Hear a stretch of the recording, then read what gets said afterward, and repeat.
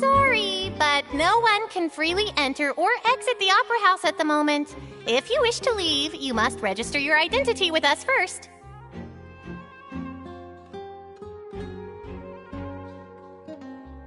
No, we're not leaving. We're representing Linny and Lynette as attorneys, so we're investigating the case. Were you always guarding this entrance? Yes, after the Chief Justice gave the order, everyone coming in or out must undergo a strict inspection. So, the missing girl couldn't have left from here. At least, not from that point on. I doubt there was much opportunity then, either. How can you be so sure, Well, because I was in charge of security near the entrance at that time. I couldn't see Linny's performance from here, which was quite a shame. Just my luck. But still, I did not abandon my post, and I stayed put no matter how loud the applause was. If someone had so much as even approached the door, I would have noticed it, let alone if they had tried to leave. We Melazines are good at that sort of thing, you know. So, it's safe to say the girl couldn't have left through here. Alright, thank you for your help. This will be useful info.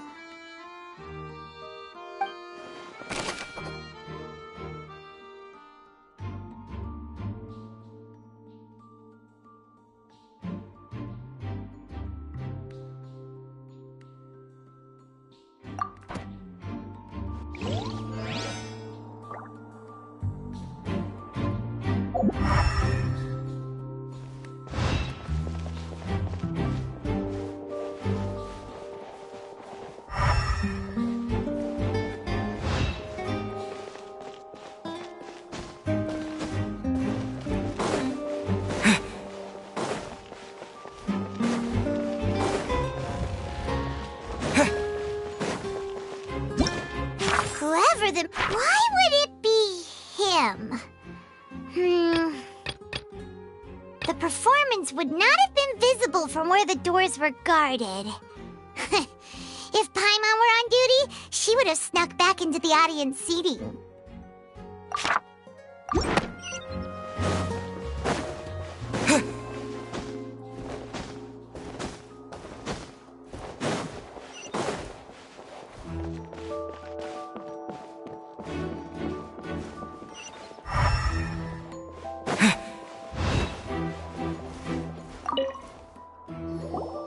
I see that you're investigating the area. Well, it just so happens that I'm interested too. If you find any new and interesting leads, be sure to share them with me, alright? We don't have too many thoughts yet.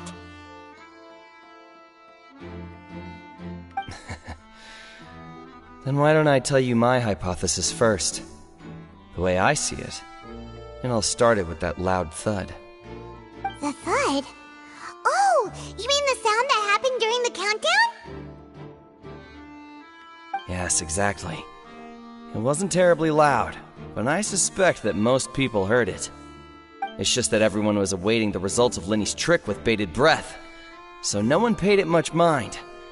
But now that the incident has happened, the thud has become an important clue. That makes sense. So, what do you make of it? I'm of the opinion that it may have been the sound of Linny's accomplice. Lynette, perhaps. Jumping atop the water tank, or something like that. And when the pyrotechnics went off, she cut the rope, sending the water tank crashing down. But wasn't the noise we heard too loud for that? Perhaps the balance wasn't right, leading to a particularly rough landing.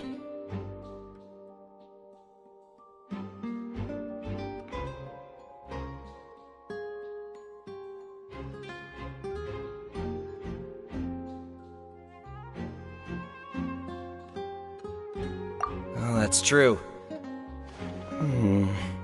I suppose I must reconsider. That does remind Paimon, though. What was with that sound?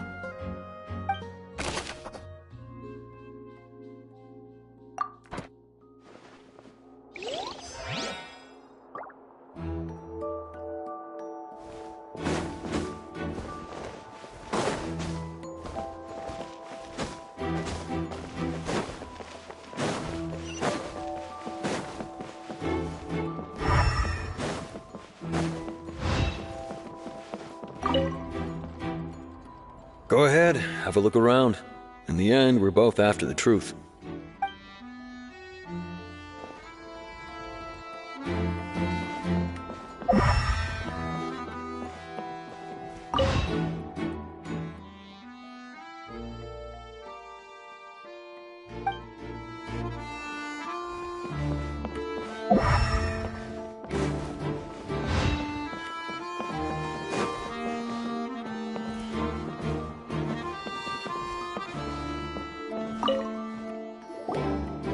So this is the rope that broke and caused the water tank to fall.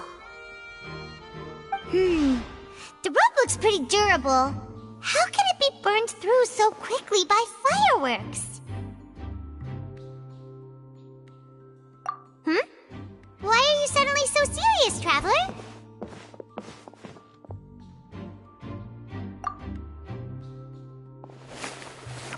Whoa. Look! This bit is made from different material! Most of it was burned away, but there's still a little bit of it left.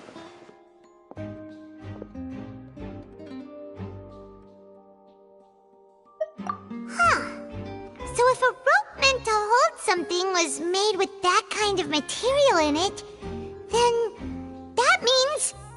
Wait! Paimon should write all this down! Let's take notes!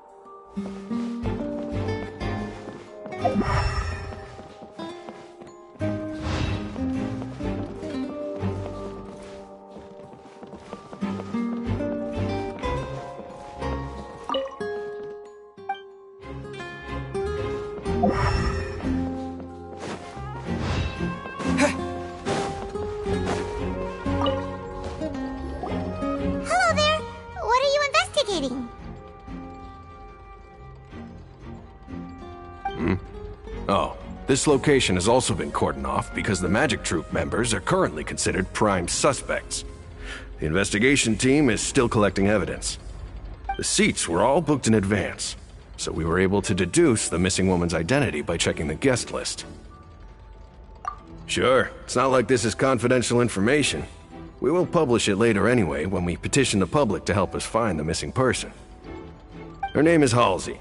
She's a painter from Fontaine who's made a bit of a name for herself. Apparently, she wasn't a regular at the Opera House, but she'd been feeling some pressure with her work lately, which made her decide to come see the magic show. The Magic Troop members all claim not to know her. We have looked into her social connections.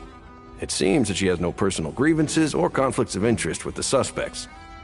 Simply put, she wasn't related to the Magic Troop at all, which matches the features of the previous serial disappearances. Were the victims of previous cases also chosen at random? That's how it seems to us, in any case. Apart from the fact that they were all young women of around the same age range, there really weren't any other connections between them. Okay then.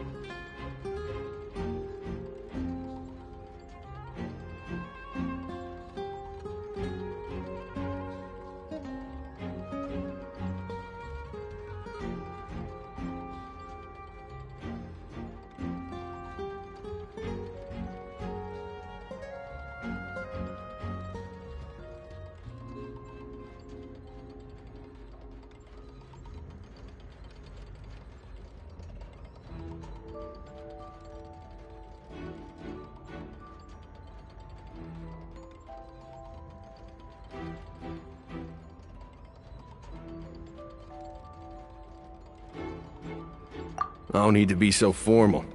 If you do happen to see the missing girl, please be sure to contact us. It is of utmost importance that we get to the bottom of these disappearances.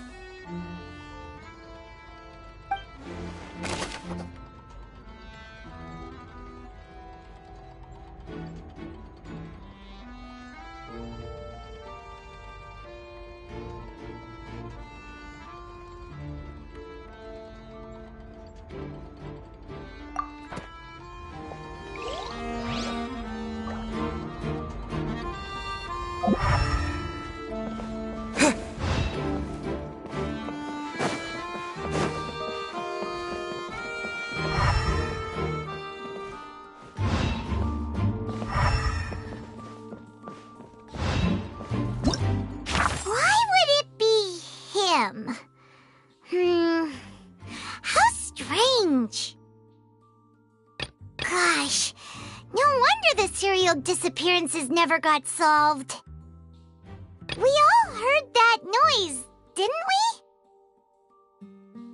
Whoever the murderer was, they must have made preparations well beforehand. This rope was obviously tampered with.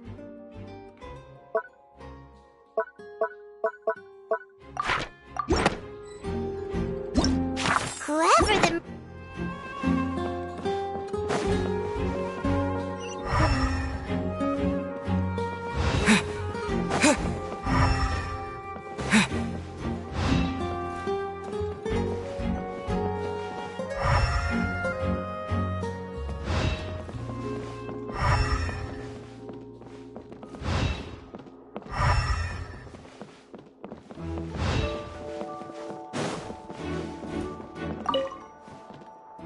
Go ahead, have a look around.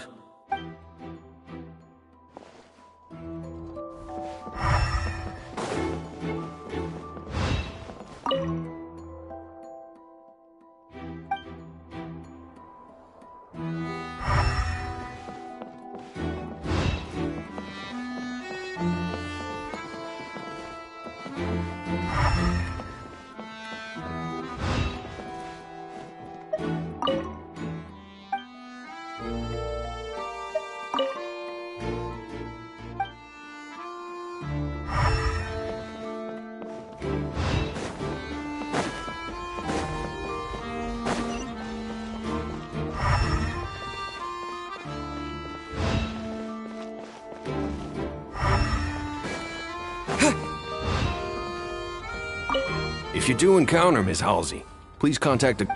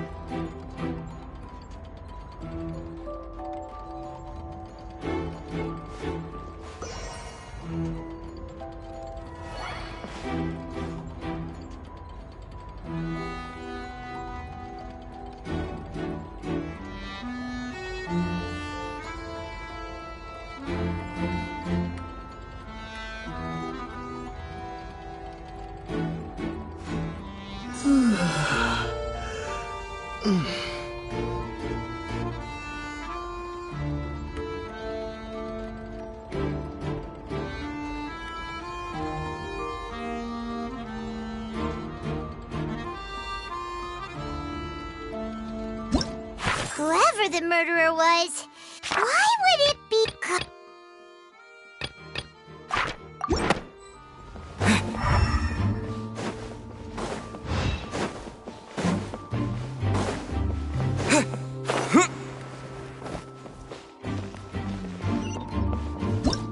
Why would it...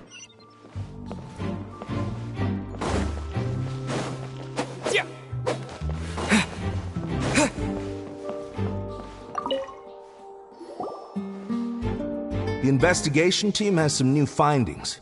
Turns out there's an issue with the random number selector after all. See, I told you. What if the machine picked some big guy's seat? You think the murderer would have still made his move then?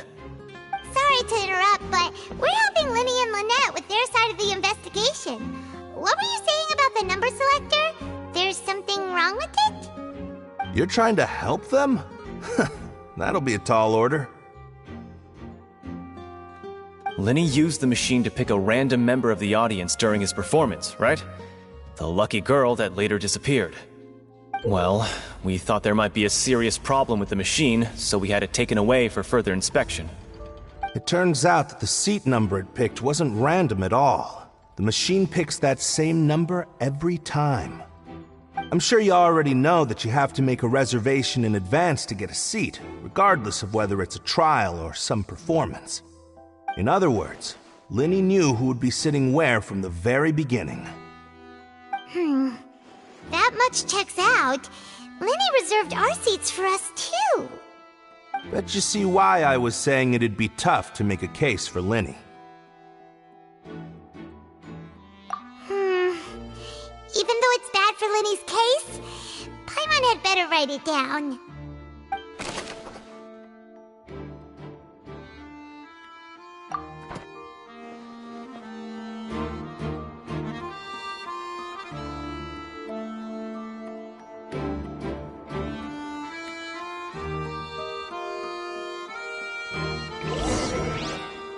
We've checked everything of note here at the performance venue. Paimon wonders how Linny's discussion with the guards is going. Let's go see, shall we?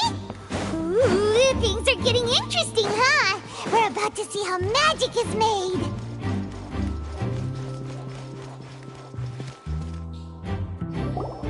Understood. Then I will be going with you. Just so you're aware, I will be monitoring your actions and making notes as necessary. Very good. Thanks for being so agreeable. I'd pull a rose out of my hat as a gift for you if I could. You may spare the pleasantries. I'm just doing my job.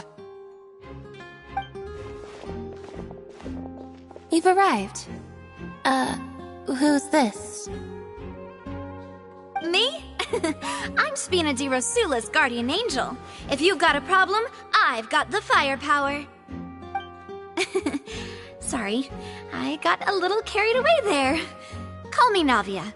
I'm a partner of theirs, and we'll be helping investigate this whole situation. And these are my companions. Would you mind if they join as well? Fine by me. Oh, new helpers?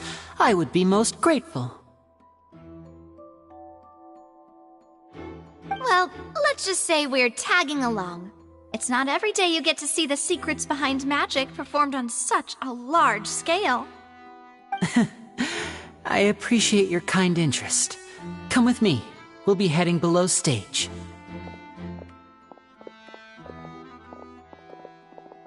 Huh? Below stage? Yes, a world of secrets is hidden beneath this magic box, prepared specifically for this switcheroo trick. But before I reveal everything, you should have a look first. Notice anything strange here?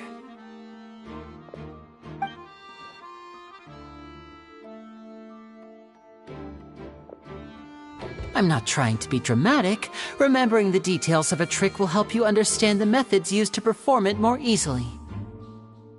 Huh. Weren't there balloons and other decorations here? Where did all that go? Ah, good eye. That said, you're still far from discovering the answer.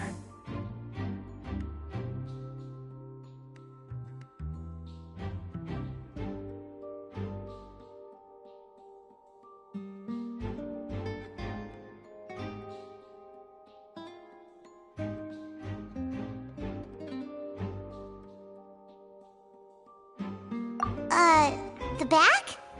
You mean the inside of the door? What's different about it? Paimon didn't notice anything. Very good indeed. I thought you might not be able to catch that, given that you were sitting in the first row. The back of this door was patterned. Those patterns are now gone, replaced by a smooth wooden board. So, if you put 2 and 2 together, what do you get? Exactly. All right, let's go. I'll tell you how it works as we head down.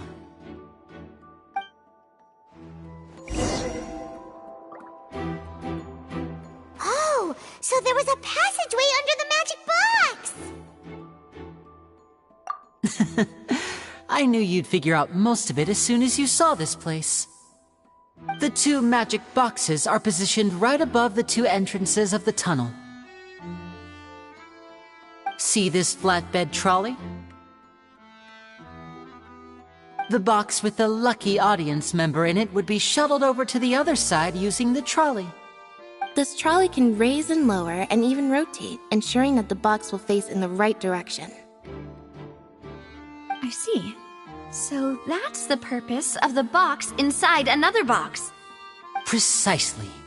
The inner box would descend after the audience member was put inside and be moved along the trolley, all while the outer box would remain on stage as if nothing had ever changed. So that's how you did it! Once the box was lowered, the trolley would store some energy through this device here, with which it would complete the rest of the steps. The audience member would only be able to feel some slight movements in the dark, and by the time she walked out, she would already be back on stage.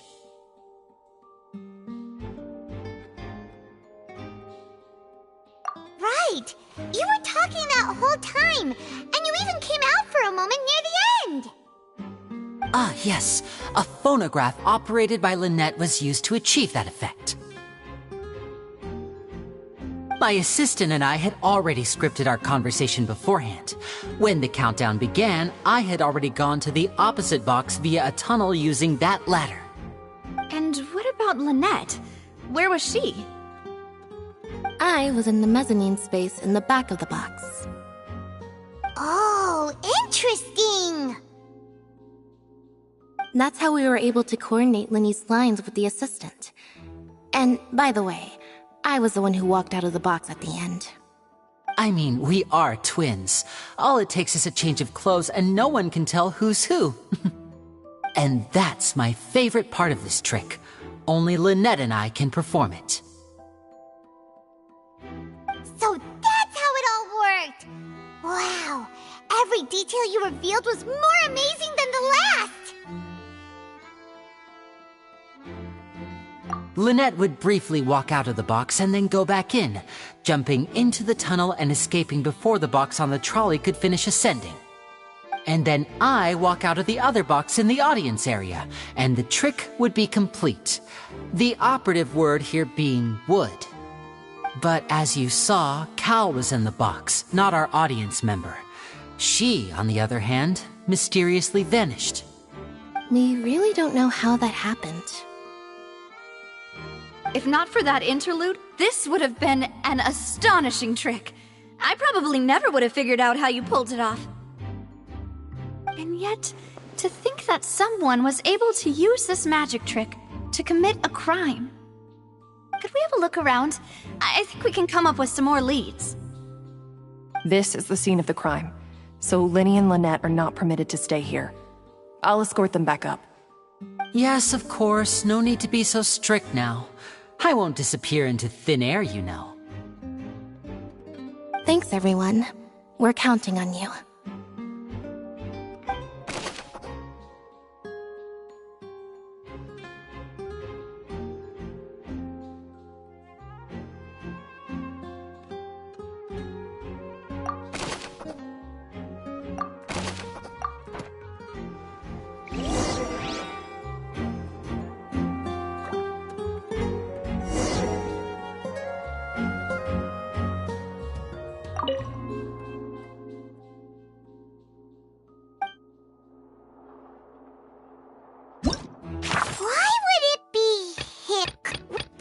Well, there was no chance Paimon could have seen that the box had 2 layers. And that's why only the 2 of them can perform this trick. Digging a tunnel just for a magic trick? Whew, that must have been a lot of work. Whoever the murderer was, these people needed to register and reserve a seat for the show. That, combined with this number selector, could allow you to pick a young lady instead of some old fogey.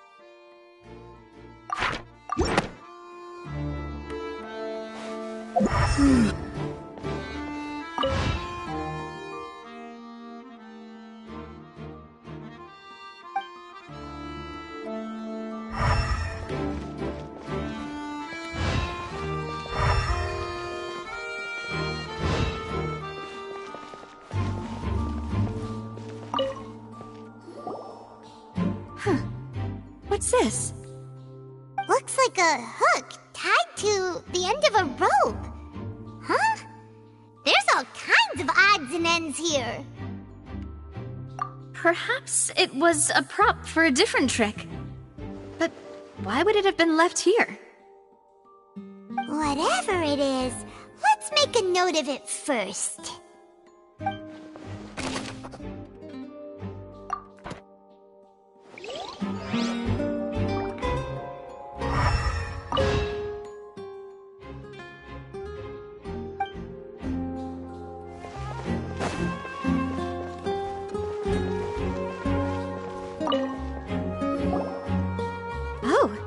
These are the clothes that the lady chosen from the audience was wearing, right?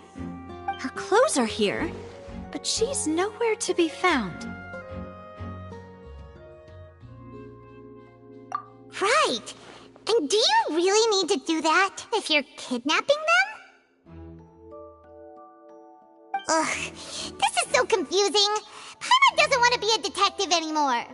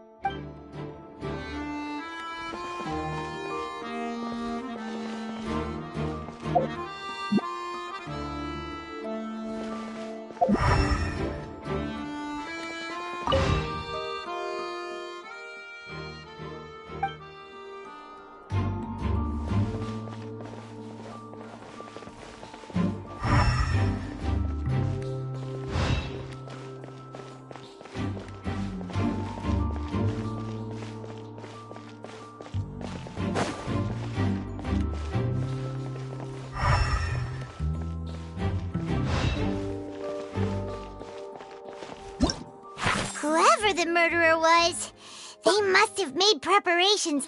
This is probably a prop, too. Paimon doesn't get this at all. You think about it for a bit, Traveler. This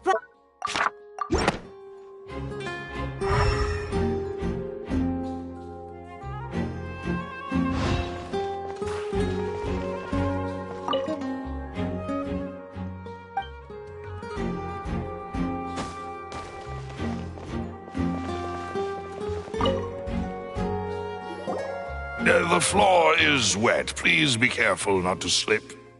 Speaking of which, why would there be water here? Oh! Paimon knows!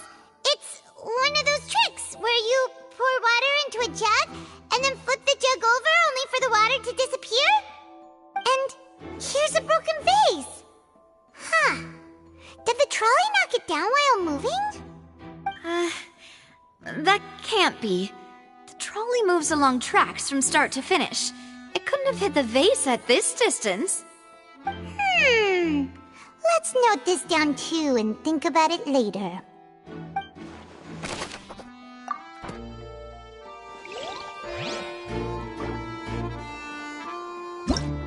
Whoever the murderer this is...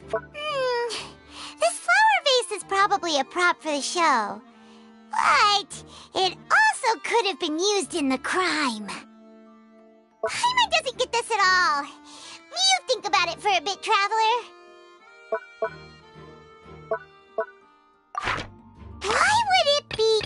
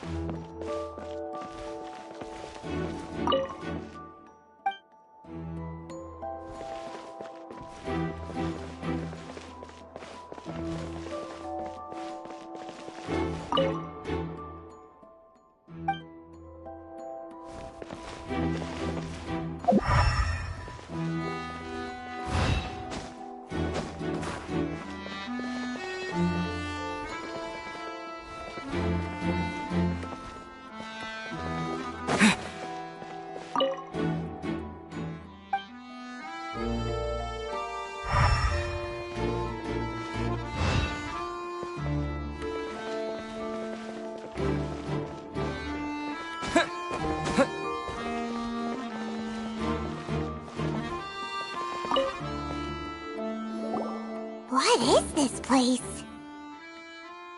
It seems someone could fit through here. Could this have been the suspect's escape route? Alone, perhaps.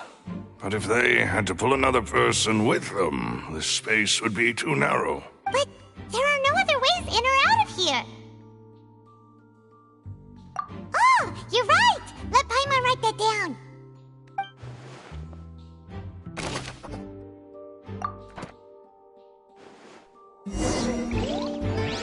Seems we're just about done investigating down here.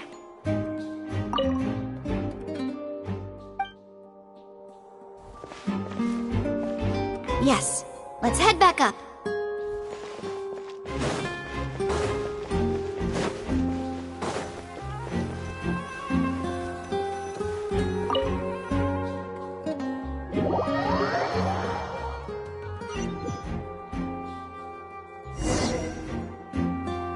Well, we've ascertained the state of the crime scene. Let's Let's find a place to sort out our findings once Malus returns. Seems to me that there are several things that don't add up here. Apologies for the wait, demoiselle. So, what did the guards say? Did the criminal escape through the vent? They believe the odds of that are very low, since the vent leads to the Opera House's basement. The guards have checked the area carefully. No one left through the basement during the performance or after the incident, and no one was found hiding there. So the tunnels become like a secret chamber then! You know, like the kind you usually see in novels!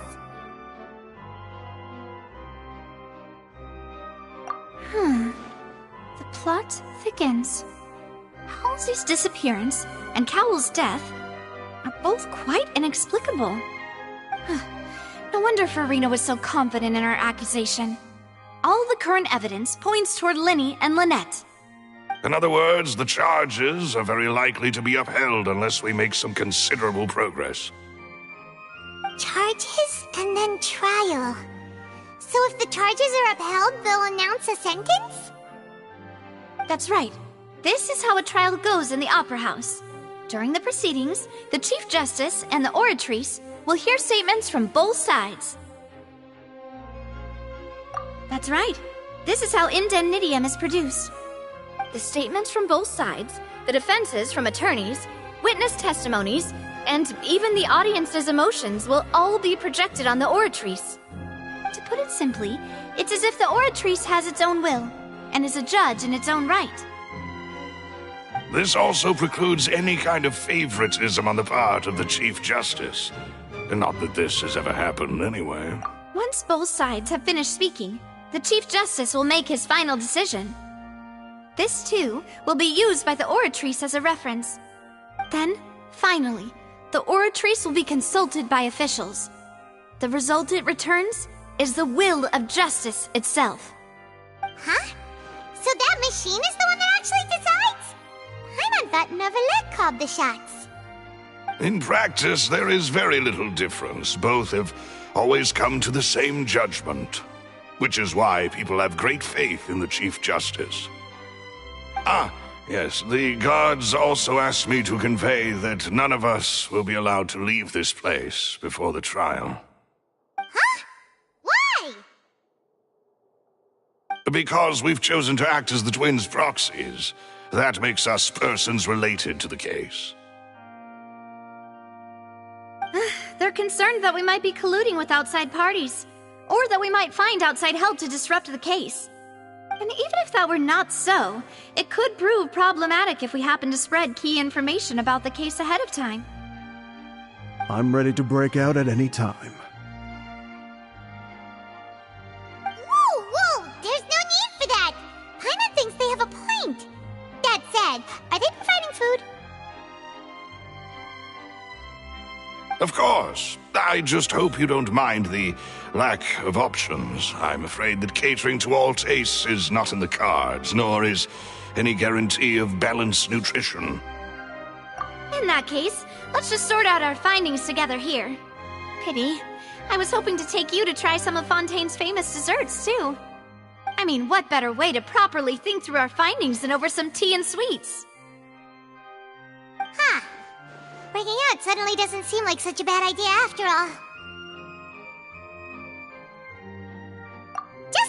Just kidding! Paimon will still do her best, even if there are no snacks. What do you mean, no snacks? Of course we'll have snacks. If we cannot buy some, then we'll simply make some. Huh? Here? But how? Understood, demoiselle. Everyone, please come with me.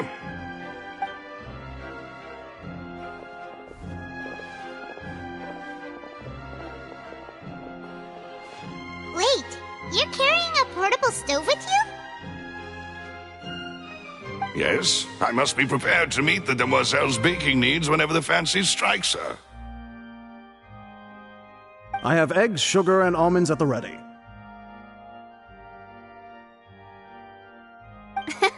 Good work, you two. Then I'll get to it. Please sit tight for a moment. You'll get to taste my awesome snacks soon enough. These three are quite the interesting group.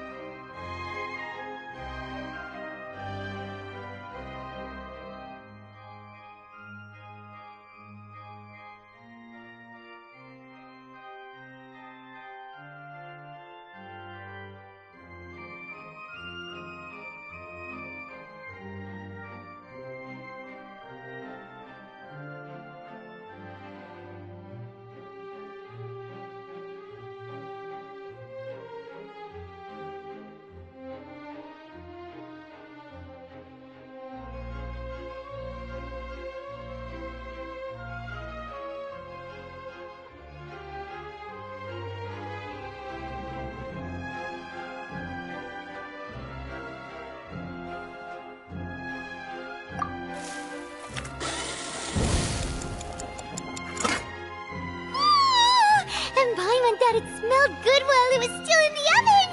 Oh, it's even better now. Paimon can't stop drooling. From the way you had these two guys carrying all that stuff around, Paimon thought you'd have them do more during the baking process. But you ended up doing the entire thing by yourself! Beating the egg whites, grinding almonds, everything! I was applauding. And I was giving encouraging smiles.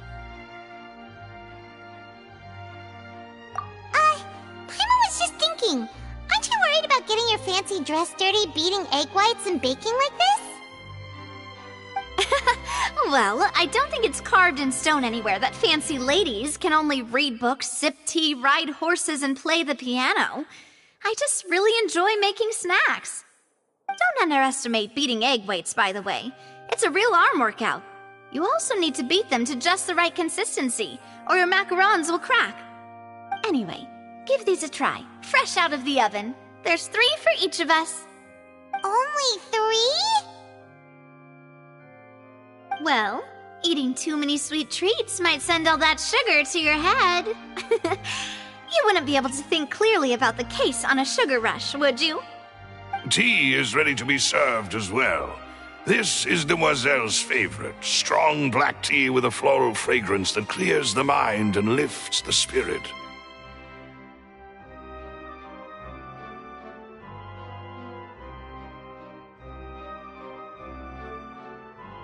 No need for concern. I'm merely doing as I should.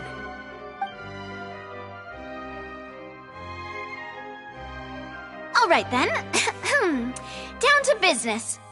As Paimon mentioned previously, the tunnel seems to be something of a secret chamber. However, we can assume that Linny and Lynette were not alone within it. Some criminal also occupied its sealed confines. The magician twins could have committed the crimes, of course, but they lack any logical motive. Exactly! Why would they do such a thing right when everyone was watching? The flower vase and the thud we heard during the performance could indicate some altercation between Halsey and the criminal in the tunnel, resulting in the shattering of the vase, the discarding of her clothes, and her abduction.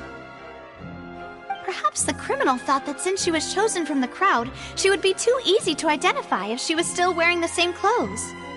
Paimon thinks that makes sense, but the real trouble is... True. None of the clues we found thus far support the existence of this third person. But the only people left to consider are both technically victims, whether it's the missing girl, Halsey, or poor Cowl. Huh. Could Halsey have secretly made modifications to the magic props in order to murder Cowl before making her escape? That's right. And even if she had tampered with the setup, she would need to understand the entire trick to pull it off. Nor does she have any motive. The guard said that she has never had any dealings with the magic troop's members. Were we not thorough enough in our search? From the sound of things, this is turning into an impossible case. Your macarons are amazing, though, Navia. They smell great! They're nice and crisp and super sweet! They are my specialty, after all. And I see you've already had 5 of them. What? 5? Oh, that can't be right! Paimon only counted 3! Honest! Please don't worry about it. At my age, a few less sweets might actually be a good thing. No! Being greedy is one thing, but Paimon knows how to count. Besides, Paimon knows that if she ate too many, then others wouldn't have enough. Wait, even you don't believe Paimon? How could you? If Paimon ate those 2 extra macarons, then may they turn into stone in her stomach! All right, we get it. Well, I suppose one of us might have gotten too engrossed in our chat and eaten them by mistake. No big deal. Maloose, set up the stove again, if you would. Huh? What are you doing? Making sure everyone gets 3 macarons, of course. Exactly. We don't want to trouble you. As you wish, demoiselle. And I have the egg, sugar, and almonds. Well, this really is your hobby, huh?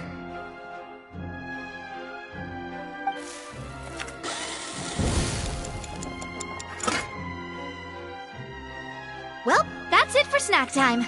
I'm going to have another look around the area. I don't know what we're looking for yet, but we've still got some time. As attorneys, I suggest the 2 of you think the case over again. It would be awkward if you got all tongue-tied on stage during the trial. Alright, thanks for your help, and for the snacks. It was nothing. A small task for the Spina di Rosula. Silver, Maloose, it's time to go. I'll be back if I find anything new.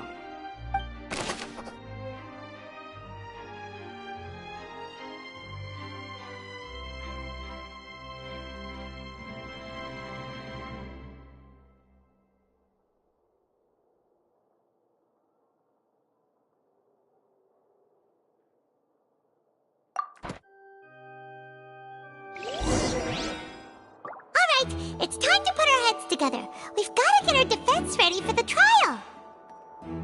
Oh, it's probably gonna be a long and difficult case. There's no point in worrying about that now. We just need to prepare. Here, take Paimon's notes. They should help you review the situation.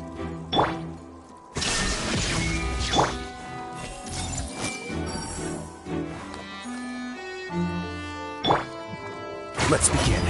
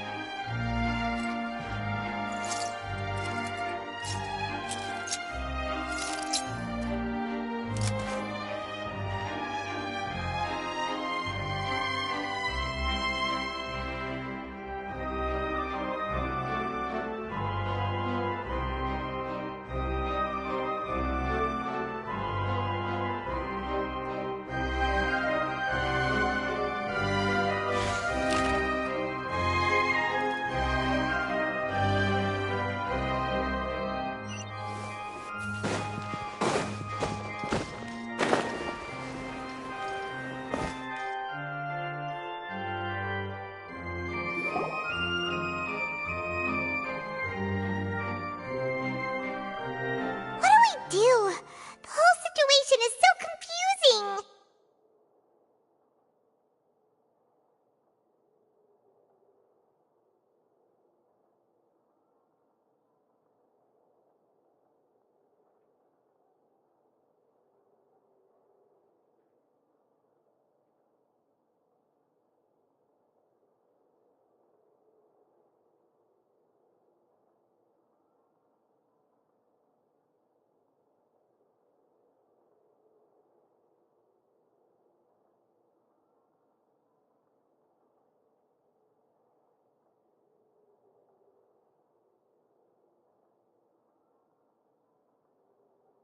Good plan! Impossible things don't just happen. We'll get to the truth one way or another. Just relax. Even if everyone else suspects Lenny and Lynette, at least we will be supporting them from the stands. Besides, I doubt Farina understands any more about what happened than we do. Thanks, Navia. Well, we'll be going then. Best of luck to you.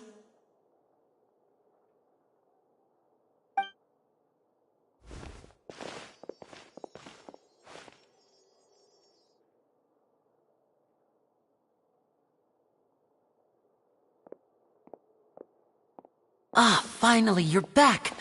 Well, how did your investigation go? To be honest, you might be disappointed. No. We're already very grateful that you were willing to help.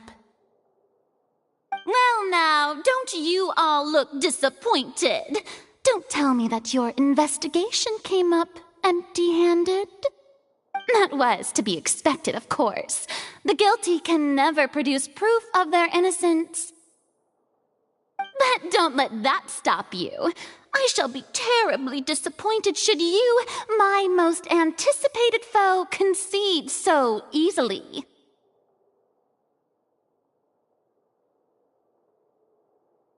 Since both parties are present, I declare that the trial regarding the magic show incident is now in session. Firstly, in order for the audience to understand the causes and results of the incident, could we please have Mr. Linney explain the trick? Yes, of course. I will explain while Lynette demonstrates on stage. All the necessary items have been prepared.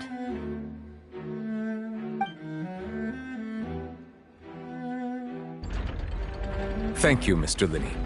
In that case, I take your statement to be that you ran to and remained hidden within the magic box in the audience stands once the trick began, and thus could not have committed the crime. Is this correct? Yes, that's correct, Your Honor. In that case, I call upon the prosecution. Lady Farina, do you wish to refute his statement in any way? Why, of course I do. Allow me to take the first shot and break this case wide open. Mr. Lenny is clearly lying. There is no way you could have been in the box the whole time if you were to abduct Halsey and murder Cowell. In fact, I'd say you were hardly in that tunnel at all. That is simply your hypothesis based on the presumption that I'm guilty. Oh, is that so? And if I may ask, what did you hear while you were inside your box? The roaring countdown of the crowd, of course. That's how I kept track of the time and built anticipation for the finale. And you didn't hear anything else at all? Nothing that might leave an impression of any kind? No, nothing. I see. But when the count reached 30 seconds or so, there was a thud. One so loud that I believe practically everyone heard it. Huh? Hey, hang on! Something's not right here. Yeah, I'm sure he could have heard a noise that loud from inside the box. I was right by the box and I definitely heard the thud. Look at those scales.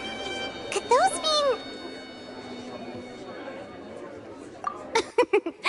Well then, ladies and gentlemen, allow me to use the words of the magician himself. You never know what can happen in the blink of an eye. Indeed, it seems his alibi can also collapse in the blink of an eye. Of course, I have armed myself to do far more than smash your alibi. Confidence cannot go unfounded, and my foundations are rock solid. Tell me, aren't you and Lynette actually from the House of the Hearth? The House of the Hearth?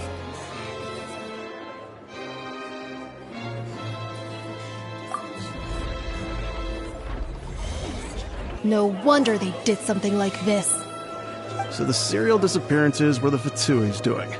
Now it all makes sense. I've got a feeling that what happened on stage probably wasn't just an accident.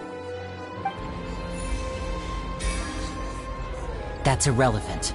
Our identities have nothing to do with what happened. Indeed.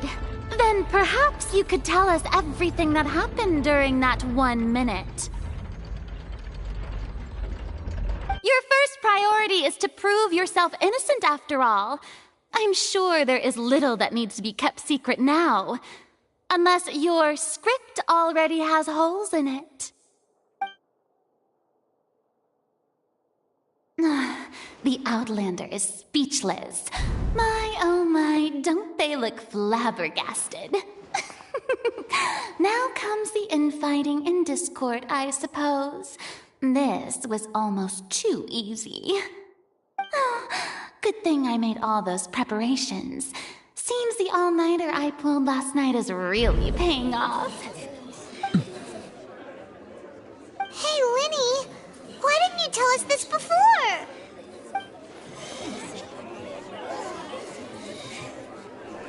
Order! Order!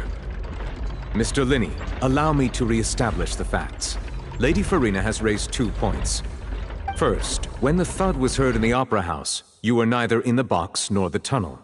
Second, you and Ms. Lynette are both members of the House of the Hearth. Are these claims true?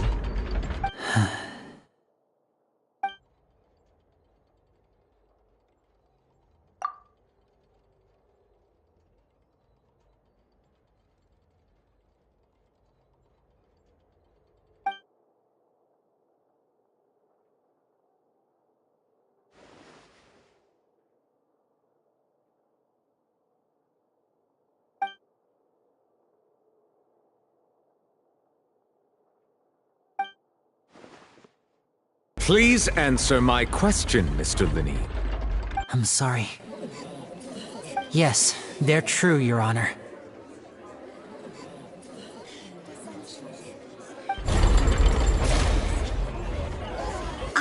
do it! Well, that's it. We might as well move on to the sentencing already. What should we do now? Granted.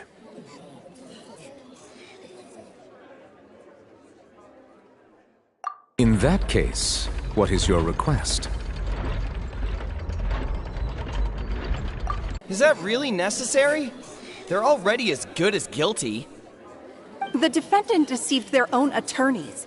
What is there left to discuss? Order! Order, I say! Your request is reasonable, and we shall adjourn. This trial will reconvene in 1 hour.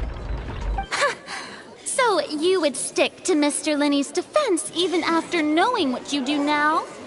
You certainly have more professionalism than I thought.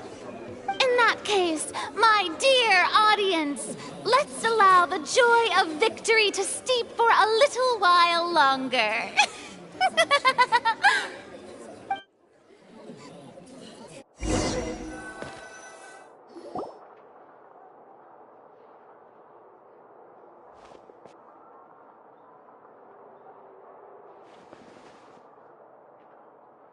Well, this is awkward. I didn't think the Hydro Archon would dig all that up. I'm sorry, Traveler and Paimon.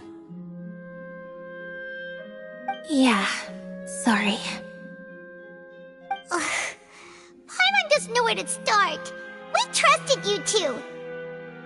We based our entire reasoning on the assumption that you weren't bad guys. Not to set the wrong tone or anything, but Paimon's really mad! I'm very sorry. I know you're angry, and reasonably so, but please, let me explain. I know you've clashed with the Fatui several times before.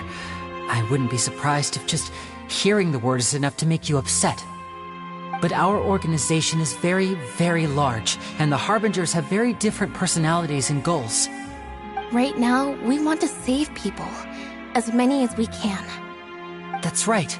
I'm sure we're on the same page when it comes to this nation and the disaster that its people might face. I knew if it weren't for our respective identities, we could become good friends. That's why I didn't wish to flat out lie to you, but chose to hide some details instead. The truth is very important, but being completely transparent about everything would see us spending more effort than we need to.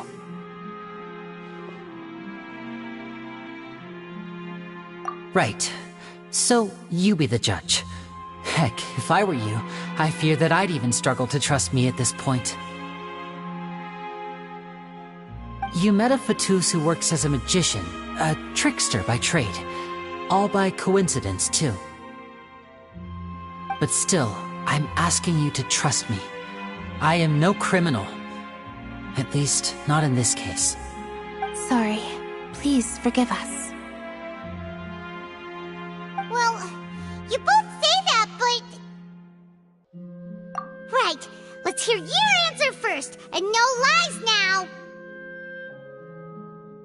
Of course. I'll answer any question you ask. We've been trying to find out how the Oratrice operates. We want to know why it has a consciousness. Why can it deliver sentences accurately? During our investigations, we learned that the machine's core is beneath it. From that moment on, Lynette and I have been designing this box swap trick, with the objective of getting close to the core. Is that why you needed a whole minute? That's right. In truth, the audience would take about 75 seconds to count down from 60, while I would only need 15 to get to the opposite box. So, after jumping into the tunnel, I accessed the Opera House basement via the vent, and went to investigate the room in which the core is stored. That air vent was created during the construction of the tunnel specifically to execute this step. Well, nothing. As soon as I reached that room and was about to investigate, I heard someone's voice. Which should have been impossible, of course. I was quite certain that I was the only one in the room. That voice seemed to recognize me and tried to speak to me. I chose to err on the side of caution and retreated the way I came.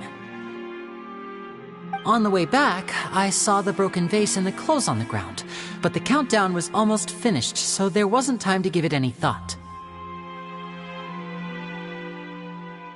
After that, the homicide occurred just as you saw. Well, that explains why you didn't hear the thud.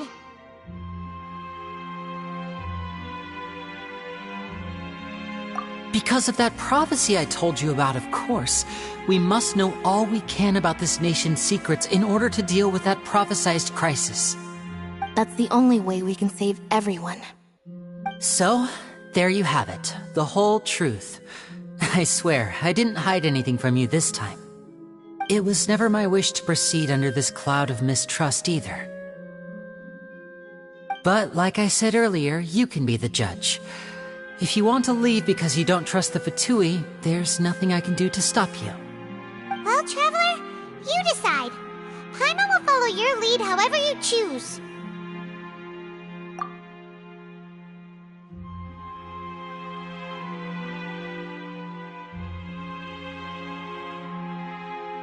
Okay, thank you.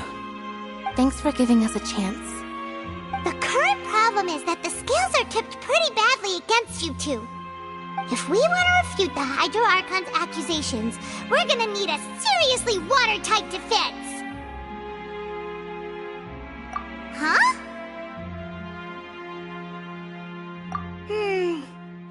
Oh, Paimon thinks she gets what you mean.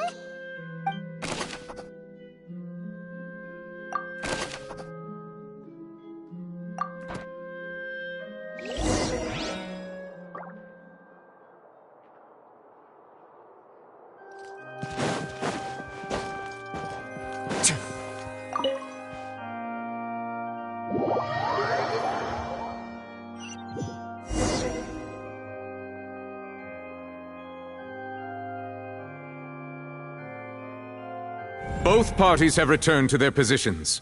Let us continue the trial. When last we left off, Mr. Linney acknowledged the new evidence presented by Lady Farina as fact. Therefore, Lady Farina may continue stating her reconstruction of the events. Ugh, that took long enough. Now then, if everyone would lend me their attention.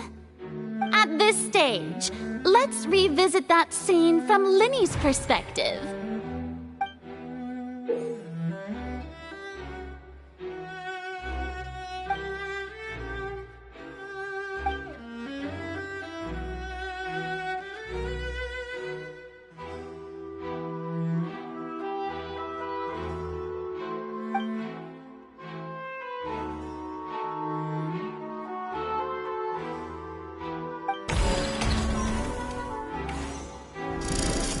Countdown began, he entered the tunnel. When the flatbed trolley passed, he opened the box and got into an altercation with Halsey, which caused the loud thud. He did not realize that this sound could be heard by everyone in the opera house, which is why he claimed earlier that he could not hear the sound. Finally, he used the vase to knock her out, before making her change clothes to prevent others from recognizing her. At this time, Cowell arrived in the tunnel, having heard that strange noise, and caught Linney red-handed. So Linney proceeded to knock him out too before stuffing him into that box. Afterward, Linney passed the unconscious Halsey to his accomplice through the magic box in the audience stands, before operating the devices such that Cowell's death would be ruled an accident. And there you have it. That's the truth behind what happened.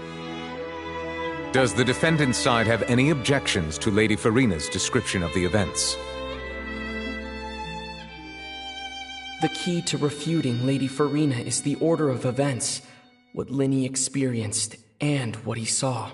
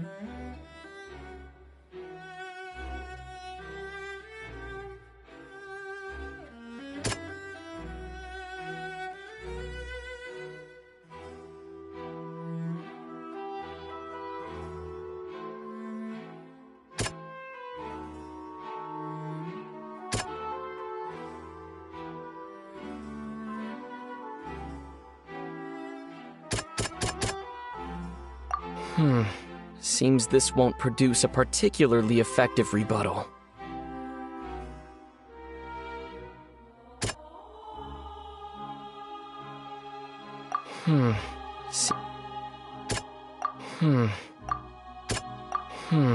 Seems this won't...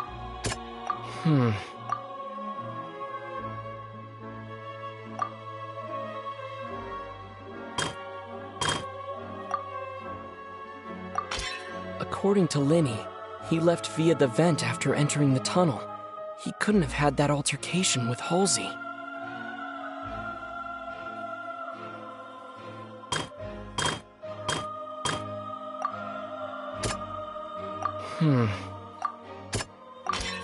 Linny went to the room that contains the Oratrice's core.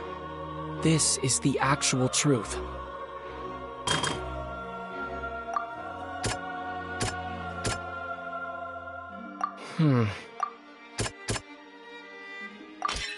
Linny did not take part in the underground altercation. He only witnessed traces of the aftermath. Attention! Ace Detective Paimon has something to say! When the countdown started, Linny did indeed go into the tunnel. But he immediately used a vent to access the Opera House basement, which is where the underground core of the Oratrice is stored. Once he reached that area, he heard a voice in what should have been an empty room. Since he felt something was amiss, he returned immediately. The crime scene had already developed by the time he reached the tunnel again, and in order to complete the magic trick, he did not remain there for any length of time. Finally, he reached the surface, and that was when the accident happened from his point of view. Therefore, he's innocent!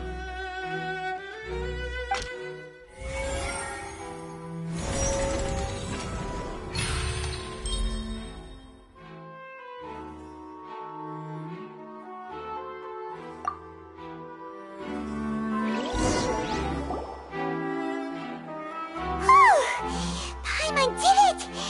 Paimon actually managed to say all that! Wasn't it awesome? In other words, you believe that he knew nothing of the incident? That's right!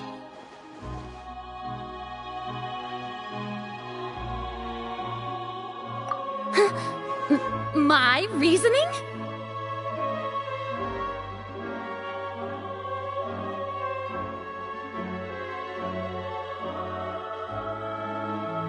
If that's the case, then if Cowell hadn't entered the tunnel, who was the entire setup meant to kill? Assuming that what you say is true, Linny only needed to kidnap the young girl to cause a new disappearance case. What would the point of killing someone on stage be? Oh, they have a point. That's right, you tell him! And that's why they're partners of mine. They've managed to turn things around. Oh, well, your denial is very strident, I'll give you that. But what proof do you have to back your claims?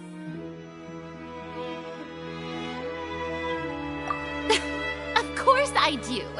If he had been in the magic box the whole time, how could he have not heard that sound? Why do you ask? You're saying that he wasn't?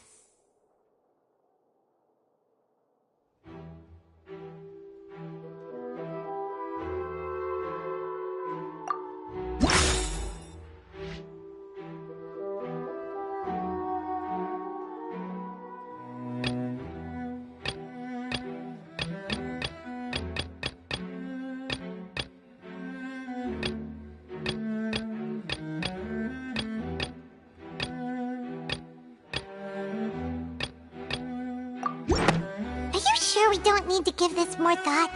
Paimon thinks there's something off here.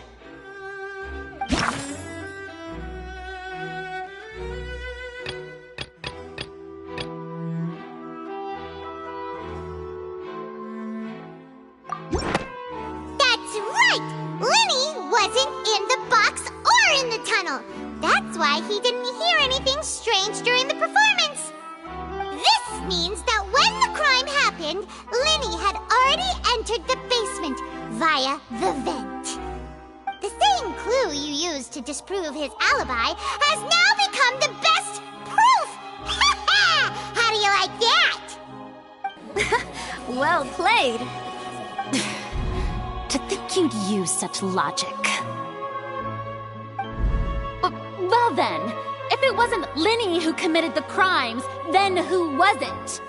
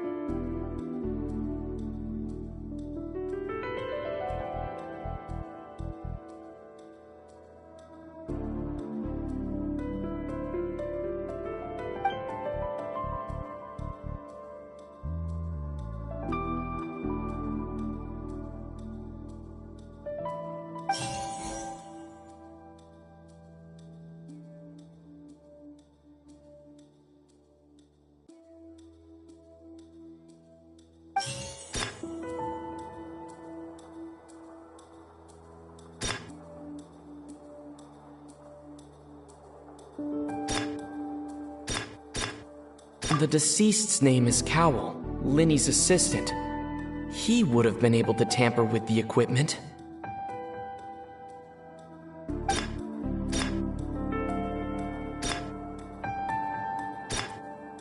Halsey is the missing person and an ordinary audience member.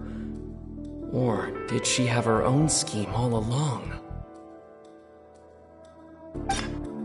Could there have been a third person involved?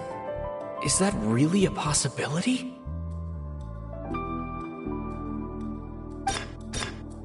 The deceased's name is Cowell, Linny's assistant.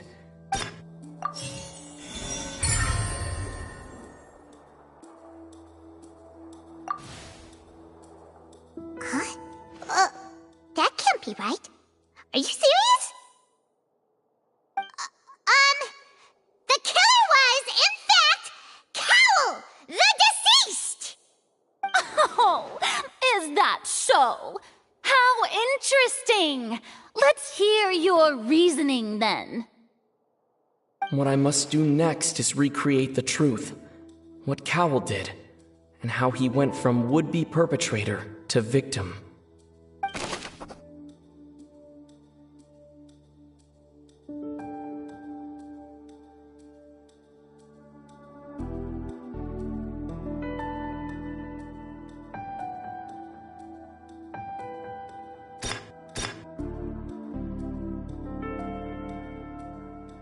No one entered or left the Opera House through its entrances.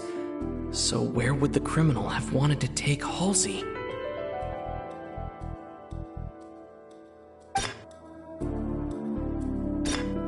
The sound we heard may have come from a clash between the missing Halsey and the criminal. It would have been tough for both people to fit into that vent. They would likely have bumped into Linny as well.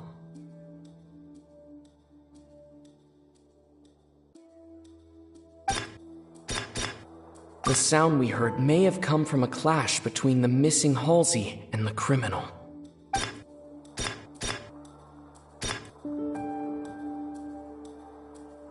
No one entered or left the Opera House through its entrances, so where would the criminal have wanted to take Halsey? Halsey's clothing was in the tunnel, so there must have been some fear that she would attract attention.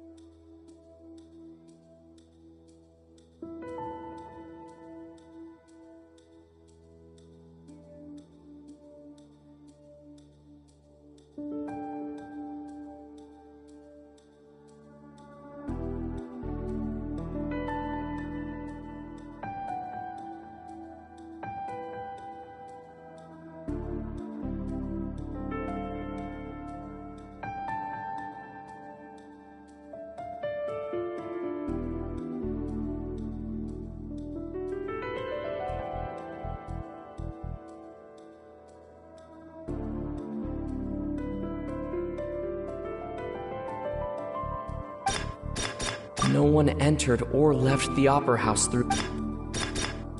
The deceased's name is Cowell. It would have been tough for both people to fit into that vent. Linny was not in the tunnel at that moment.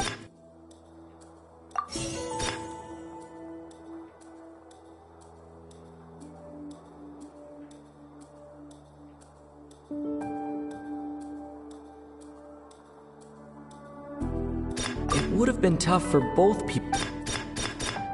The sound we heard may have come...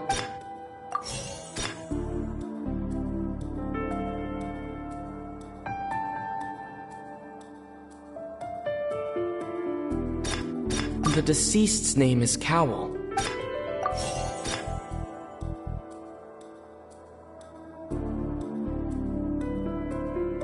No one entered or left the Halsey's clothing was in the tunnel, so there must have been some fear that she would attract attention. It would have been tough for both people to fit into that vent.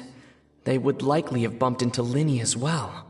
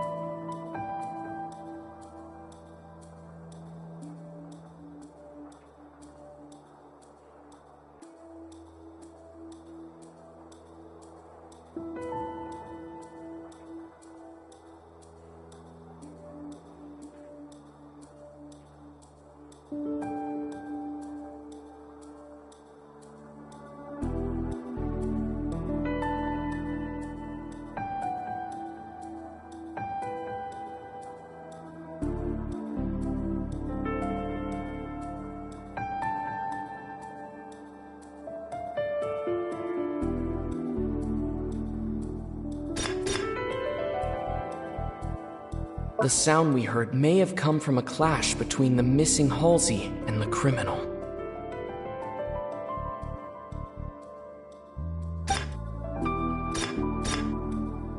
No one entered or left the Opera House through its entrances, so where would the criminal have wanted to take Halsey?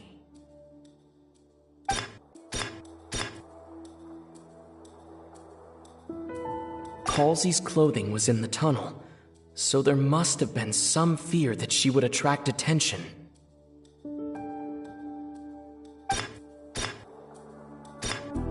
Linny was not in the tunnel at that moment, which gave our criminal ample time. It would have been tough for both people to fit into that vent. They...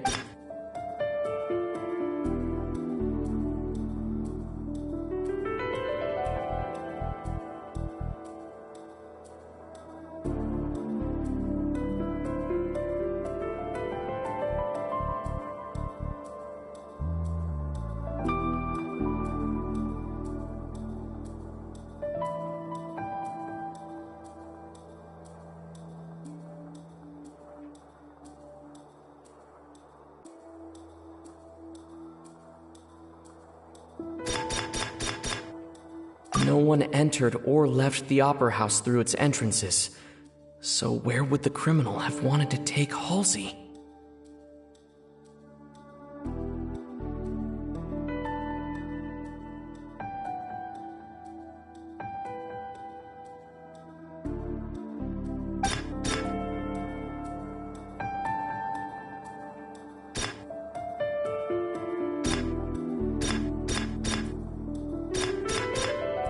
Halsey's clothing was in the tunnel.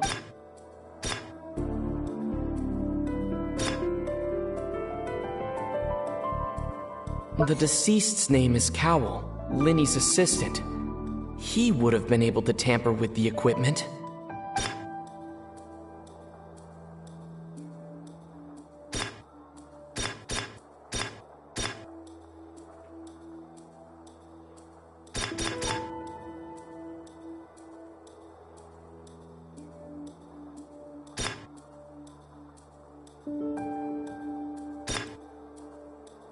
No one entered or left.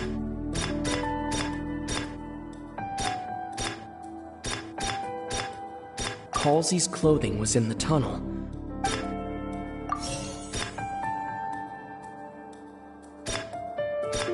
The sound we heard may have come from a clash between the missing...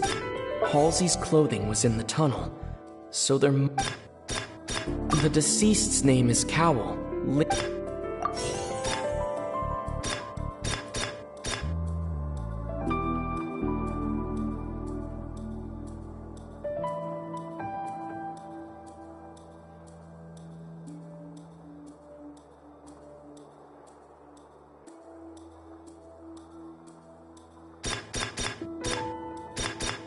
No one entered or left the Opera House through its entrances, so where would the criminal have wanted to take Halsey?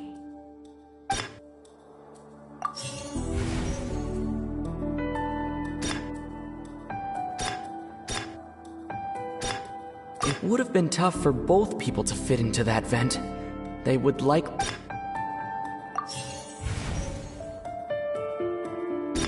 Halsey's clothing was in the tunnel, so there must have been...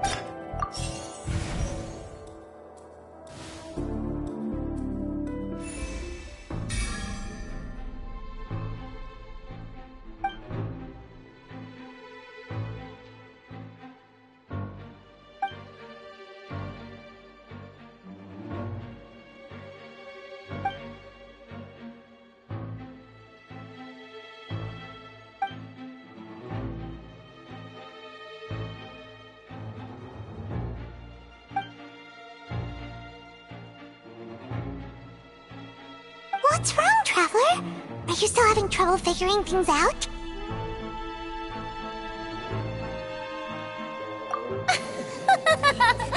I see how it is. So this was all just a bluff. And here I thought you had something to show for it. But it seems you're still far from the truth. Look, Since we're at a dead end, why not consider a different track?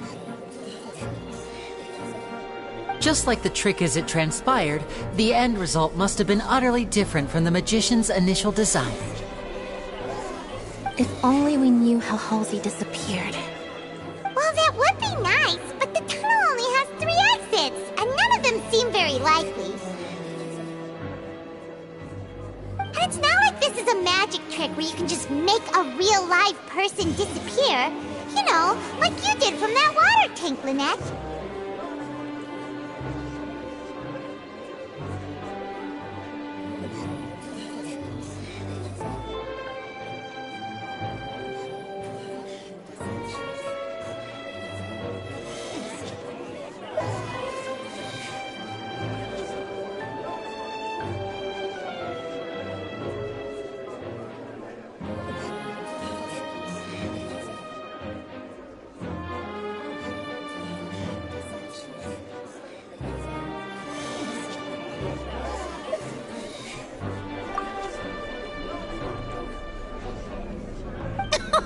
Excuse my interruption, dear opponents, but do you not see that the crowd is growing impatient? There is no greater sin in this opera house than an awkward delay in the performance.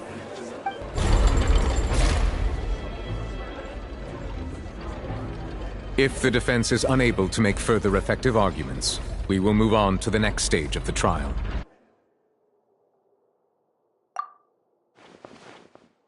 Linny was not in the tunnel at that moment, which gave our criminal ample time.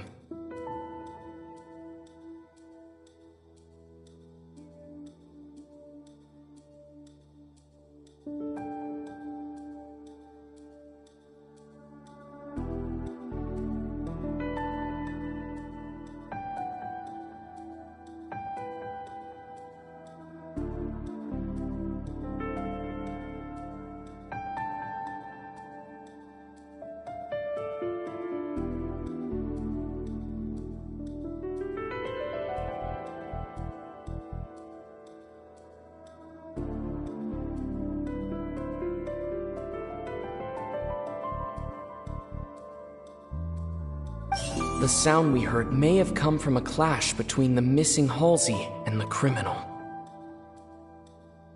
The deceased's name is Cowell, Linny's assistant.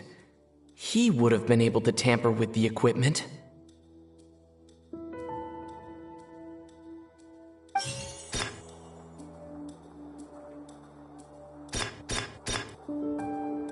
The vase was not broken by chance.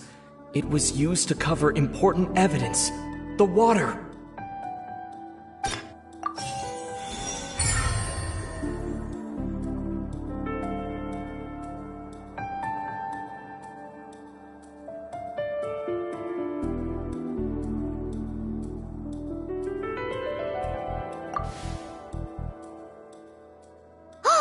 Paimon gets it! It all comes together if Halsey disappeared instead of being kidnapped. Lynette escaped from the water tank, vanishing gradually and leaving only clothes behind.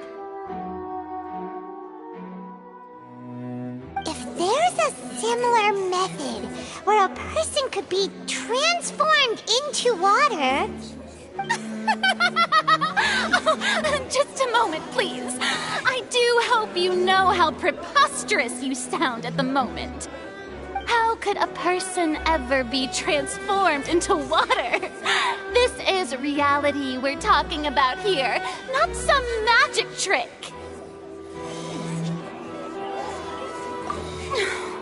Must we really? I should think that of anyone. Your friend Linny already knows this truth very well. Magic tricks are ultimately just illusions and misdirection. But Halsey's disappearance is very real. We're talking about 2 completely different things. Even so, I trust the traveler's judgment. The truth must be out there somewhere. Perhaps some new line of reasoning may open if we try to gather all the focal points that don't make sense. Since Cal was the deceased, we haven't placed much attention on him. But given that we aren't making much progress with the case, it wouldn't hurt to have a look at his belongings, would it? People really do come up with all sorts of harebrained schemes when at the end of their rope. The way I see it, your suggestion that we broaden the scope of our investigation is nothing but a tactic for stalling the trial. Nevertheless, I believe that this is a reasonable request on the part of an attorney. Since the trial does indeed appear to be at an impasse, I believe that additional evidence may help us make more progress. Guards, please step into the lounge and examine the personal effects of the deceased, Cowell.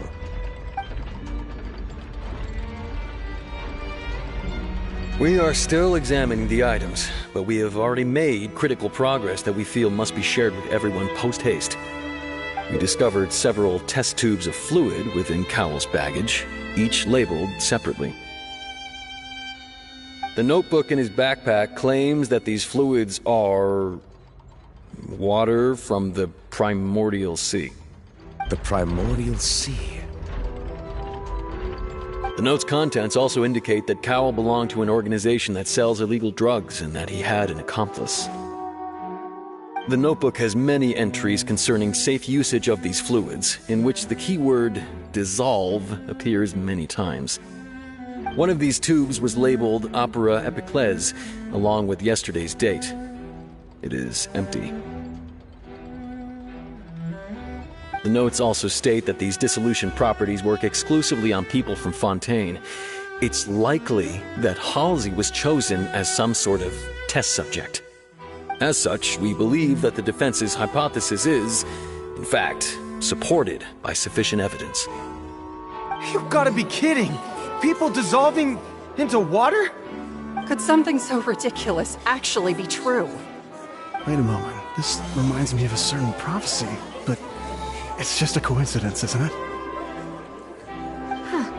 If people can become water, does that mean that the water tank's real use was as a means to hide water stains?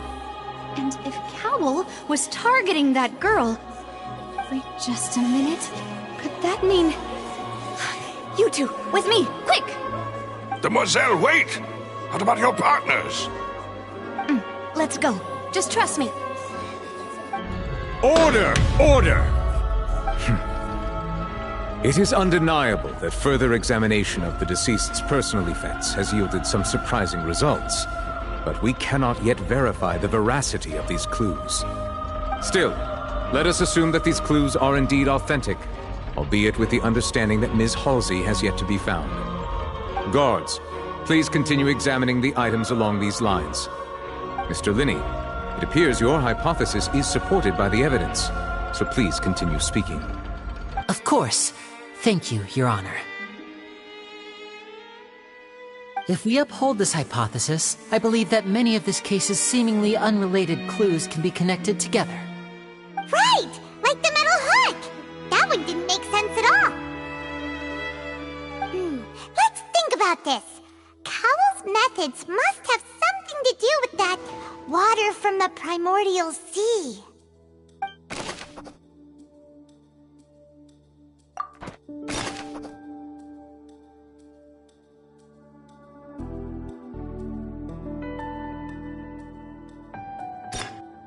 The deceased's name is Cowell, Linny's assistant. He would have been able to tamper with the equipment.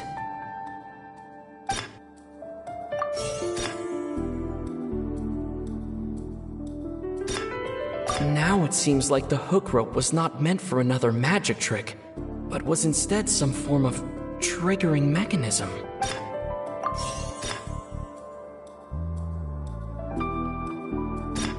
The water from the primordial sea should already have been prepped before Halsey entered the magic box.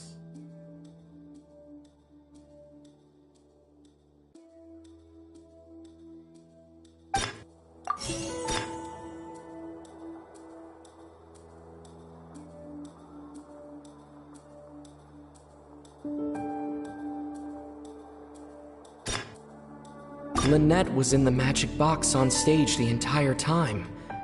Did she have something to do with this? I remember there was something else within the...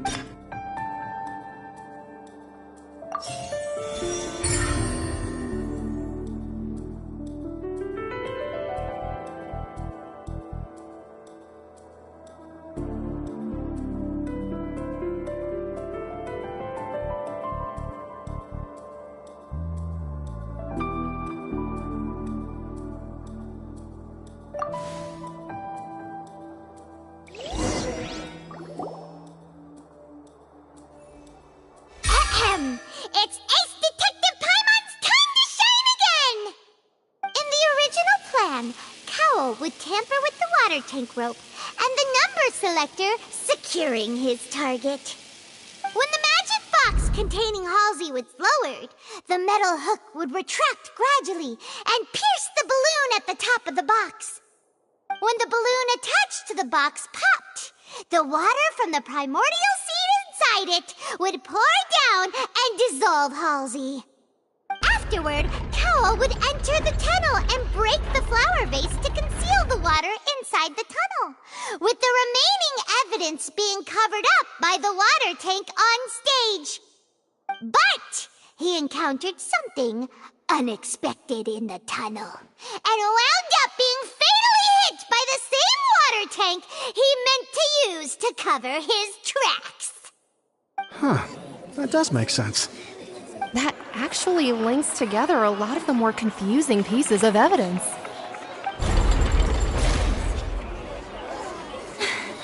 Oh dear, what do I do? Even I think they sound convincing now. Have I falsely accused an innocent person? What a humiliation. Now, it seems like the only point of contention remaining is the exact circumstances that led to Cowl's death. His notes mentioned he had an accomplice who could be related to the situation. On that note, the guards have just contacted me indicating that they uncovered new evidence. I shall now invite him on stage to share it with us. Thank you, Your Honor. We were just inspecting the luggage of the other people involved in this case.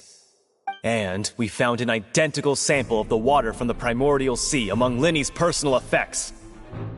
What? That can't be. Oh, I see. Well, how wonderfully comedic to have your own counterattack only to come back and wound you. Does this not clear all doubt? My dear citizens, my loyal audience, allow me to present my reasoning and bring this performance to a swift close. Linny did not need to take part in the dissolution of the young woman at all. Indeed, he did leave the scene via the vent.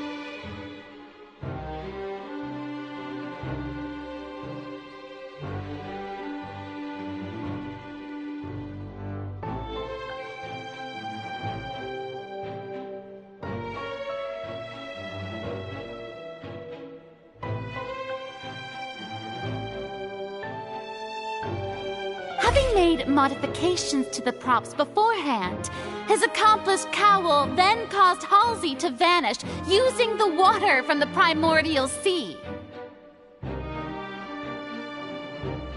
But upon his return, in cruel avarice, Linny desired sole credit and prepared to do away with his partner in crime.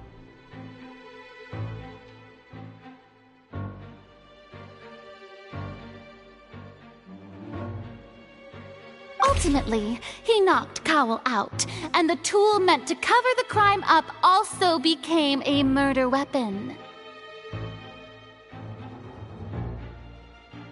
Now, as much as I regret having come to such a viciously straightforward conclusion, it does seem that the famed Fatui is quite the cold-blooded and ruthless organization. Am I right, Mr. Linny? We've used up all the evidence we collected. There's no way for us to make a rebuttal here.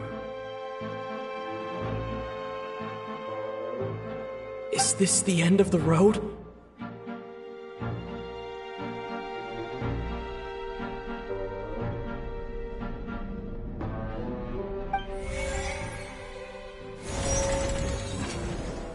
Oh no!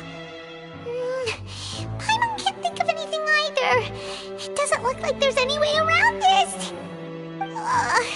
Seems using the water as new evidence was too good a move. Why did this have to happen now? I think we've all seen enough now, and we have ample witnesses to my flawless reasoning. I believe this is indeed the finale. Now then, my good, noble Chief Justice, should we not, in your view, move... Excuse me, everyone, but I must interject. Miss, I must ask you not to shout, and to respect the ongoing legal proceedings. Oh, come on. Don't be hasty. I have a good reason for interrupting, you know. Now, would anyone here like to take a little break from all this debate and see a little magic? I'll show you an amazing trick. One that can bring a young woman who has disappeared back in the flesh, right before your very eyes. Please, do the honors, Mr. Linny, if you would be so kind. But what in the world is she saying? No offense, miss, but miracles like that are beyond my scope as a magician.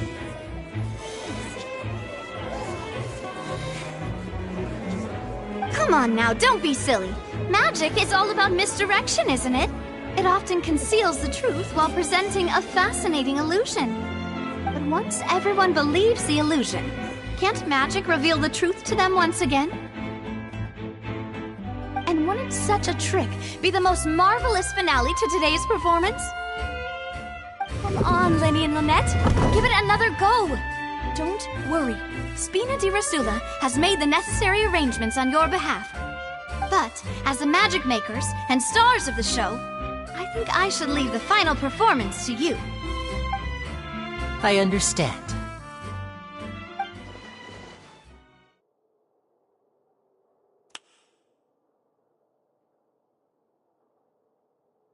And voila!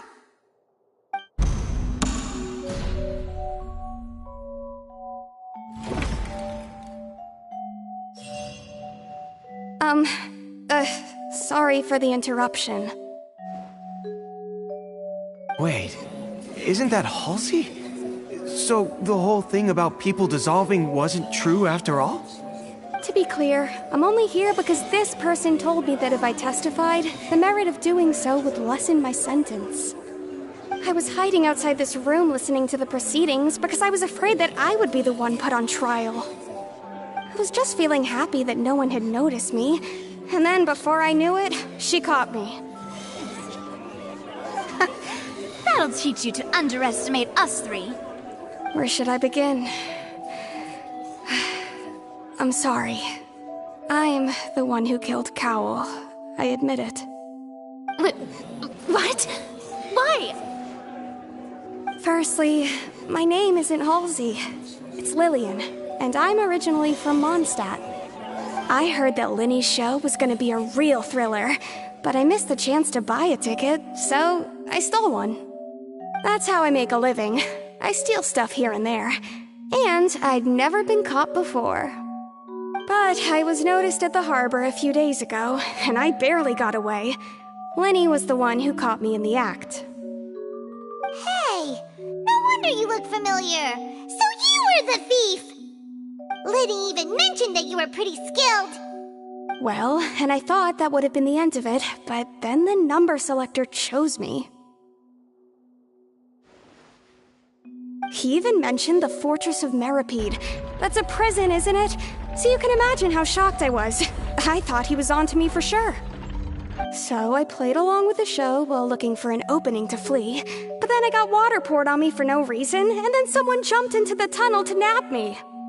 I wasn't going to take that lying down, so I knocked him out and stuffed him into the box. There was nowhere to run from there, though, so I had to change my clothes and hide in a box containing performance costumes. I slipped out after the first guard arrived at the scene and continued hiding inside the opera house. Can a person even hide in there?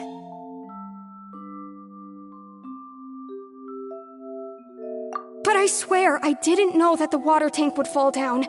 Really, I swear it. Had I known that, I wouldn't have put him in the magic box. I may be a thief, but I'm no killer.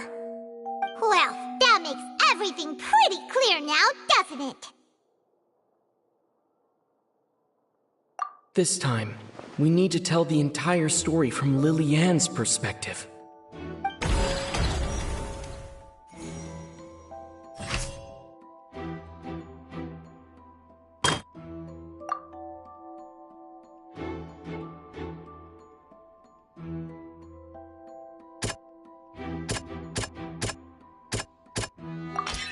The strange sound wasn't from a fight. It was Lily-Ann's attempt to break out when she was frightened.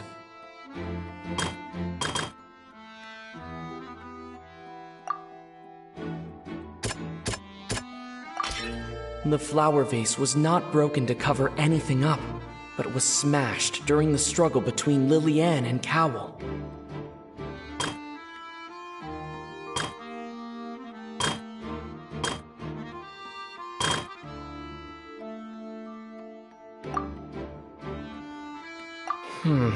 Seems Lily-Ann was afraid that she would be recognized if she left, so she changed clothes and hid, biding her time. Just what one might expect of an experienced thief. And it's Ace Detective Paimon time!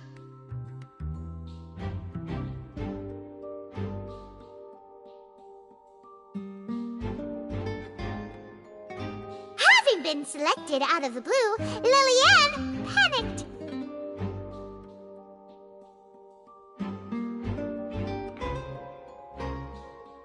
Her panic only intensified after she entered the tunnel and had water poured on her head.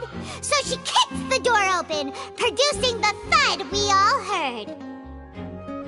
Hearing the commotion, Cowl leapt into the tunnel, only to discover that Lily-Ann had not dissolved. He did not know that Lily-Ann was not from Fontaine, but was a thief who made her way in by stealing a ticket. Mistakenly believing that the water from the primordial sea needed time to take effect, he tried to force Lily-Ann back into the box.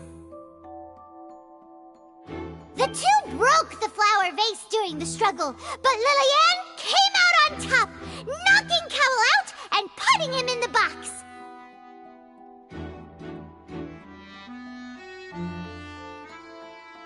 With no way of escaping, she changed her clothes and hid in the costume trunk until the performance ended.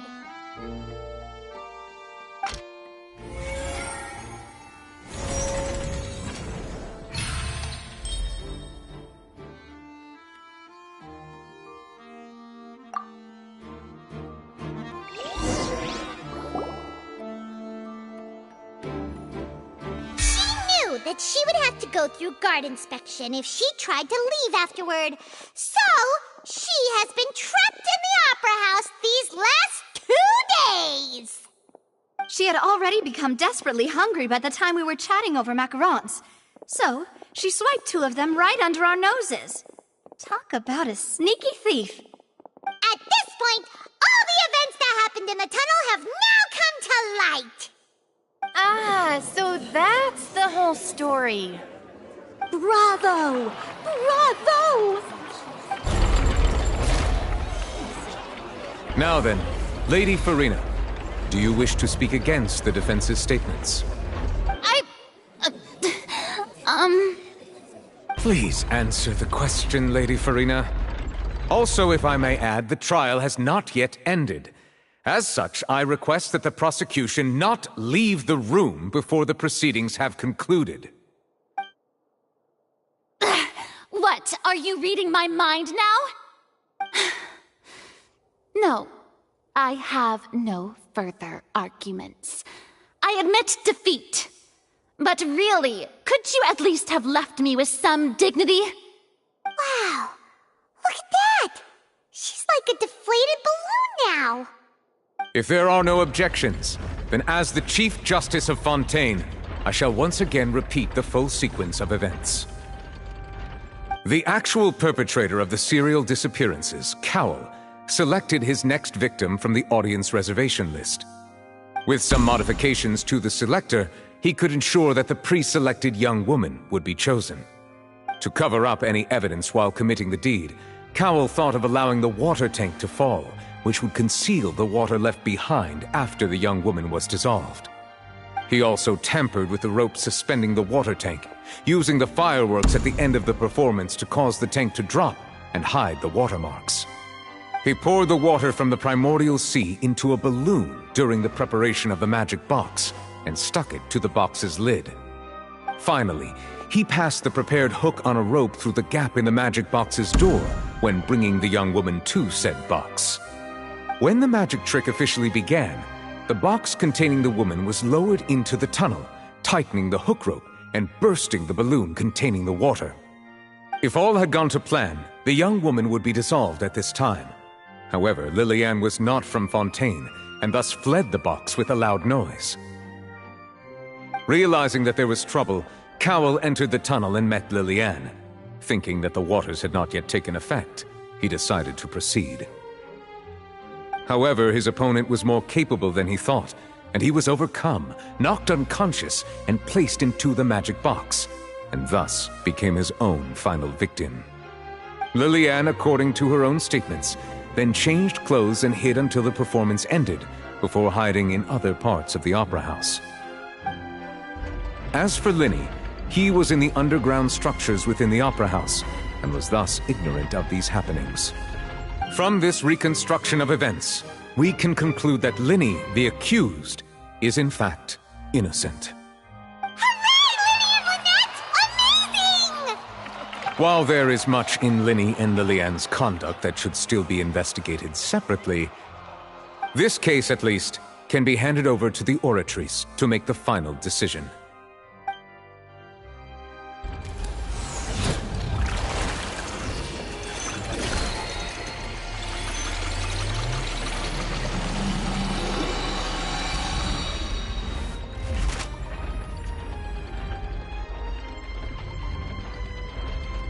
As such, Linny and Lynette are officially declared not guilty.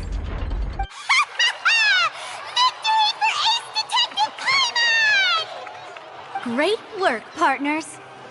Thank you all. Thank you so much. Next, I think we deserve an explanation, Guard Vaughn. How did you find the water from the primordial sea in Linny's baggage? Right! Your discovery caused me to make a serious mistake, you know. Or was that not a discovery, but false evidence that you dared to bring before this court? I suspect that the accomplice mentioned in Cowell's notes was not Linny, but you, yes?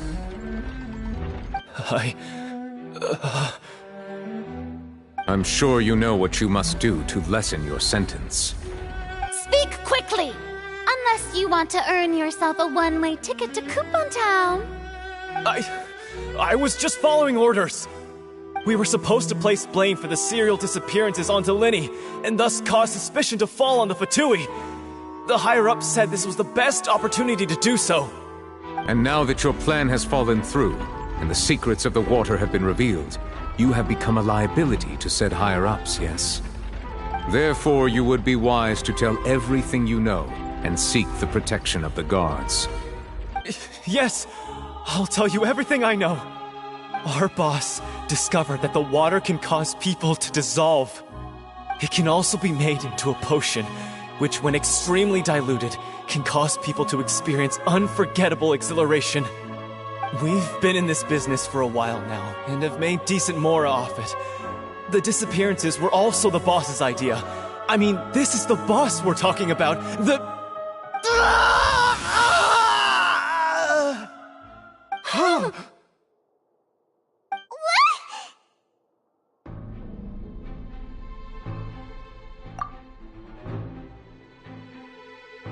And now he can no longer talk.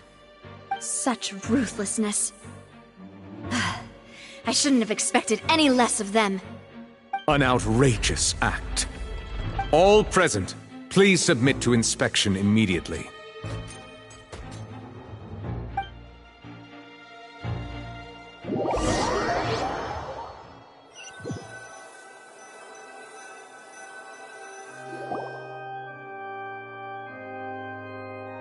So, we're just going back now?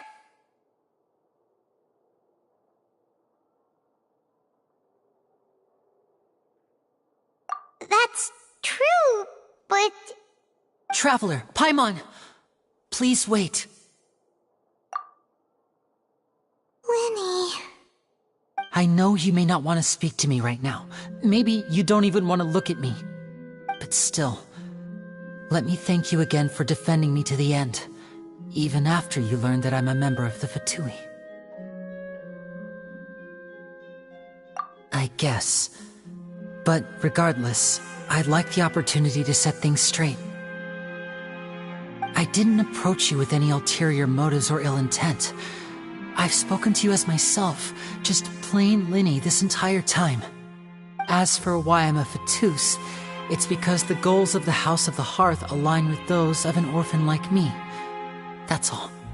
That was how Father, who you might know as the Knave, approached recruiting us back then too. The Knave? The one who controls the House of the Hearth? She's your father? That's right. And since we're here, I was wondering, would you mind hearing a story? It's about my past. Back when our parents first died, Lynette and I were left wandering the streets. To survive, I took to surreptitiously observing an older street performer who did magic. It took me several days to figure out how he pulled off his amazing tricks. I took my sister through several streets until we found a crowded corner, and we began to perform magic tricks there. To my surprise, we proved to be pretty popular, and we could at least stop worrying about where our next meal would come from for a time. But I didn't want my sister to remain a street rat together with me forever. Before long, an aristocrat came to me and claimed that he wished to take us in after watching my performances. So you went from orphans to nobility just like that? That was how we felt at first too. As if fate was on our side and we could say goodbye to those painful days. But I gradually discovered that while we were called foster children, he was really after my talent for magic tricks. He would constantly take me to all sorts of banquets to garner attention, which he would then use to expand his social circles. That doesn't seem too bad either. Better than roaming the streets at any rate. It took a while for me to realize just how dark his heart really was. After one particular performance at a banquet, I discovered that Lynette was not on the same return vehicle as me. I waited a long time after we returned home, but she did not come back. I went to that noble's bedroom and asked him about her whereabouts. The answer he gave me was, she caught the eye of the most eminent person at the banquet, so I sent her over as a gift. I mean, you'll be able to perform your magic regardless of who your assistant is, yes? Oh no. So he was gonna... But wouldn't Fontaine's laws deal with such people? As far as outsiders are concerned, this is a relationship akin to adoption or foster care, and they have their ways of escaping the eye of the law.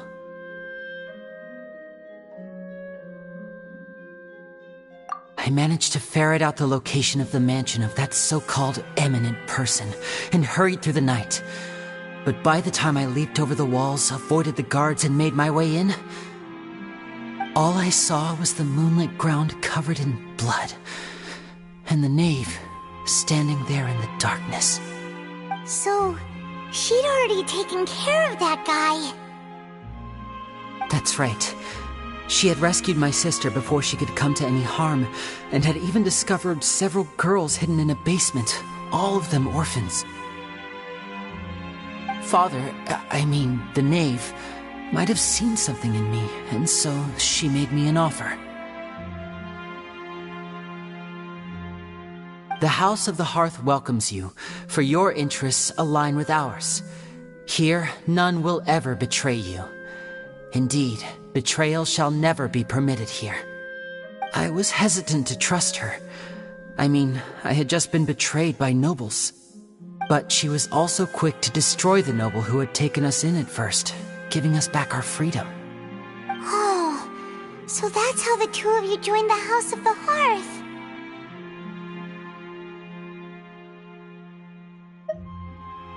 She has her own plans. She has gained permission from the Tsaritsa to first use the Gnosis' power once she obtains it. She plans to use it to find a way to break the prophecy and save Fontaine. So, she believes in that prophecy too? That's right. The whole House of the Hearth is currently working to combat that crisis. Today's case has also proven that people from Fontaine can indeed dissolve into some sort of water, thus further supporting the prophecy. Everyone at Hotel Bouffe d'été, including the knave, has their roots in Fontaine. And we will always defend our homeland. To us orphans, the only connection we have left to this world, apart from our family, is our homeland. So, from small deeds like distributing magic pockets to huge schemes like stealing a Gnosis, everything is aimed at dealing with that prophecy.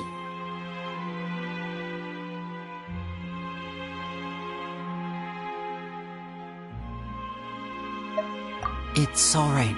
I understand. The only thing I can do is relate all this to you. I just hope you can understand that even as a member of the House, I have never stopped making my own decisions, and that I believe what I'm doing is right. If you should need anything at all in the future, feel free to find me. I will do my best to help you, as plain Linny.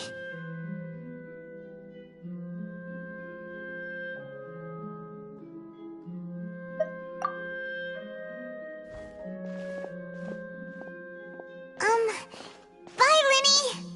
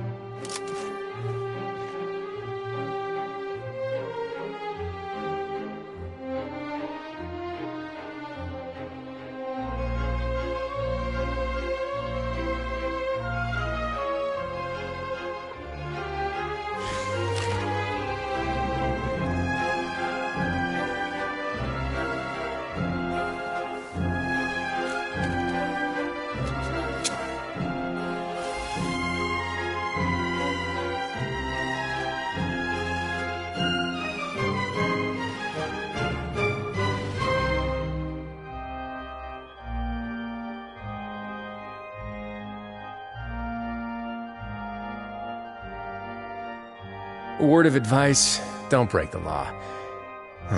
Is there anything else? Yeah, seriously, don't break the law.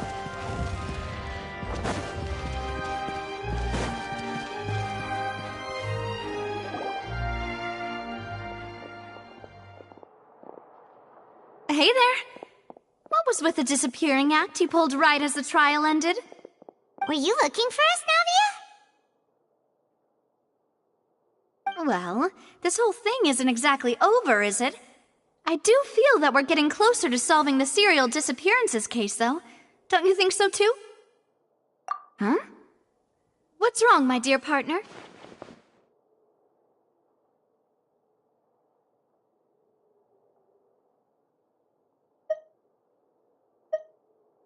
Besides, are you sure we're the ones who can crack a case that's been cold for decades now? And given that there's new evidence from the trial, there should be a trail of breadcrumbs for the Hydro Archon's people to follow now, right? Ah. I see. Well, I won't lie. I'm a little shocked to hear that from you. But I suppose you are just travelers who have only arrived in Fontaine after all. Sorry. I might have been too presumptuous. Don't say that, Navia. Ah, and we were having so much fun investigating with you, too. It was like having new waters flowing into a stagnant mire, causing new hope to spring forth, and the reflection in the murk to become clearer. Well, sorry about that. I'm a bit prone to nostalgia. Don't mind me. Wait, shall we have a farewell meal? You know, to commemorate our time as partners? Huh? Do we really need to get that formal? Well, guess you really did treat us as partners, huh? Well, I'd just like to have a proper ending to every important memory. That way there are no regrets later. Anyway, it would just be a meal, so it shouldn't take up too much of your time. You don't have to twist Paimon's arm. If Boss Navia's treating, count Paimon in! Oh, wonderful! In that case, why don't we return to the Court of Fontaine and head to the Hotel de Boer? I believe we'll make it just in time for dinner. All right then, let's have our farewell meal!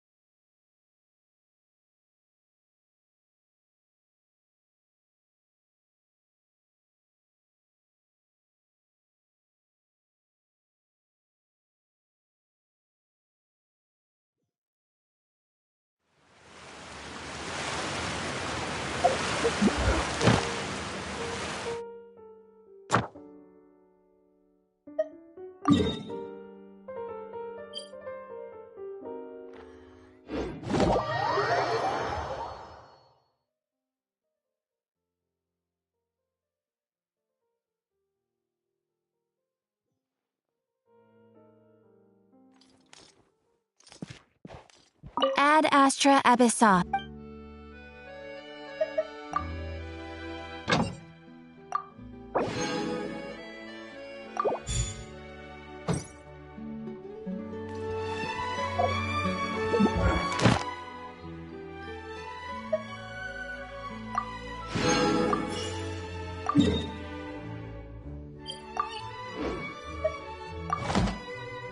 Ad Astra Abyssa.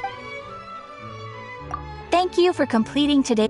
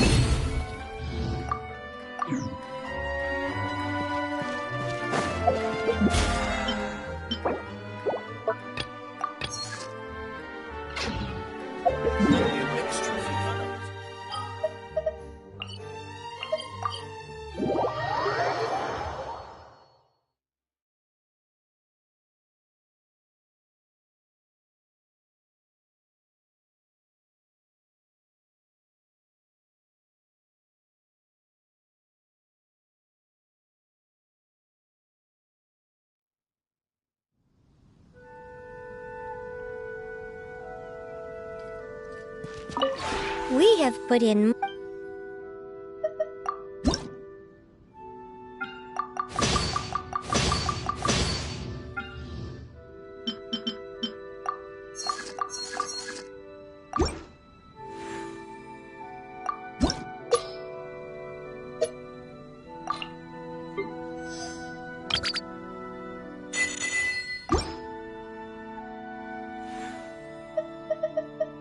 If you ever have any questions...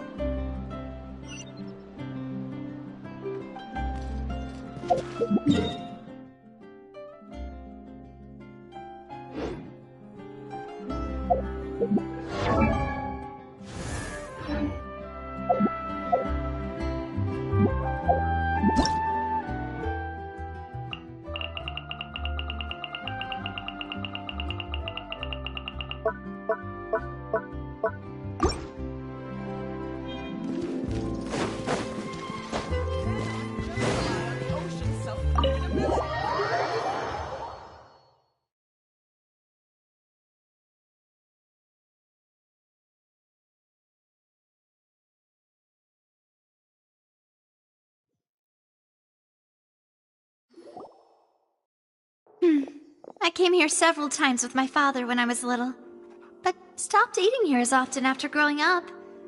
I hope the food here will be to your taste. Oh, don't worry. We haven't eaten at a hotel like this in a while. Paimon's getting excited already. In that case, I'll go order for us first. Please wait here a moment.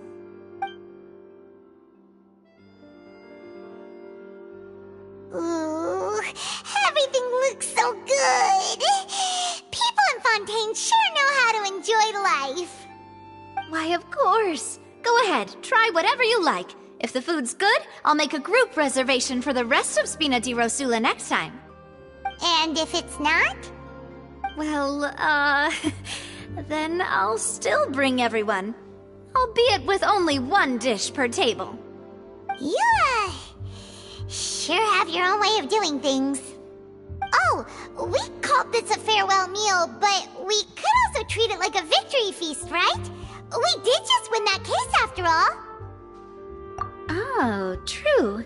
Very true. In that case, boss, we'll have another 2 dishes. Huh? Paimon didn't mean that you had to order even more food.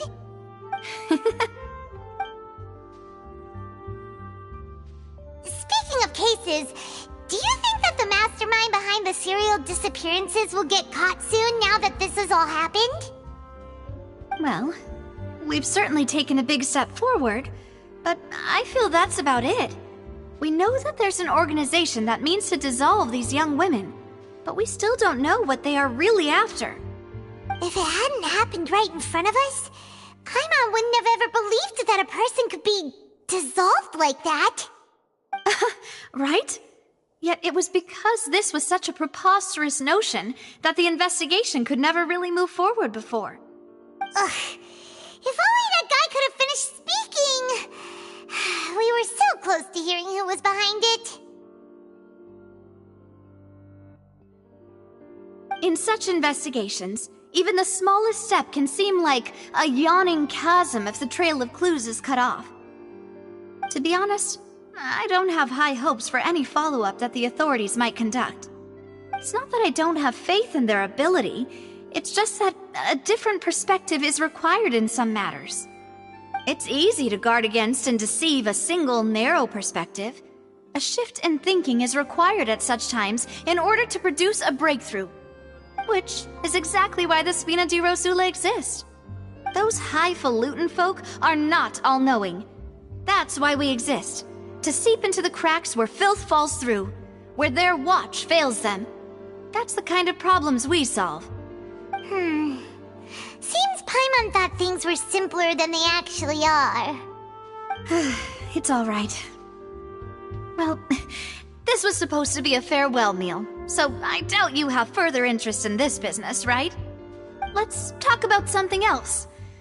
Like, what are your future plans? That's true. We didn't have a chance to speak to her after the trial ended. It didn't really seem like the right time or place to do it anyway. I see. So, your primary objective, which has been foiled so far, was to have a chat with the Hydro Archon. I've heard that there's a long line of people waiting to meet Lady Farina. I suspect you'll be waiting for quite a while, considering that you missed your chance today. Yeah, we've heard that she's super popular here in Fontaine, and that it'll be tough getting any of her time. Well, would you consider some more, unique ways? Perhaps even methods of, let's say, questionable legality? Guess that's Spina di Rosula's boss for you. Chock full of sketchy ideas. Well, what did you have in mind? Well, one way would be to infiltrate a performance troupe at the Opera House, only to abandon your act at the play's climax and ask to speak to her after the performance. I'm sure Lady Farina would be eager to see the ending, and would agree in order to finish watching the play, don't you think? Could you suggest something a little more practical? This plan seems pretty hard to pull off. We'd have to go learn how to act, and acting's really hard. All right, here's another. Find a way to conceal yourselves under her bed. Then wake her up in the dead of night and demand answers. Don't let her go back to sleep until she answers all your questions. I can personally testify that this one works. When I'm sleepy, I'll do anything as long as I can finally get some sleep. That might work, but that's not really the problem. The problem is we don't want to get ourselves arrested. Valid point. I overlooked that part. I was just thinking about leveraging a person's desire for sleep. All right, no more joking around. Perhaps you could... Oh, I don't know. Cut the line when she's on a break. You did defeat her in court, clearing citizens of hers from false accusations. False accusations she had nearly upheld personally. I imagine that she feels quite ashamed about the whole thing. You mean that if we catch her while she's on a break, she might be too embarrassed to refuse? Oh, that does make some sense.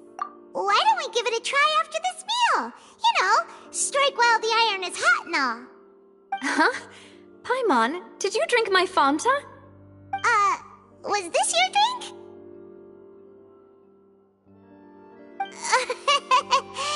Sorry about that. Paimon wasn't really paying attention and the cup was right next to Paimon. Would you like to order another? No, it's fine. We're just about done here. Alright. Honestly, Paimon wouldn't recommend Fanta anyway. It tastes kind of salty and icky. Is that so? Huh. Well, in that case, we'll have to blacklist the Fanta here then. If we're all finished eating, then I'll go pay. Yeah, we're stuffed. Thanks for the treat, Navia.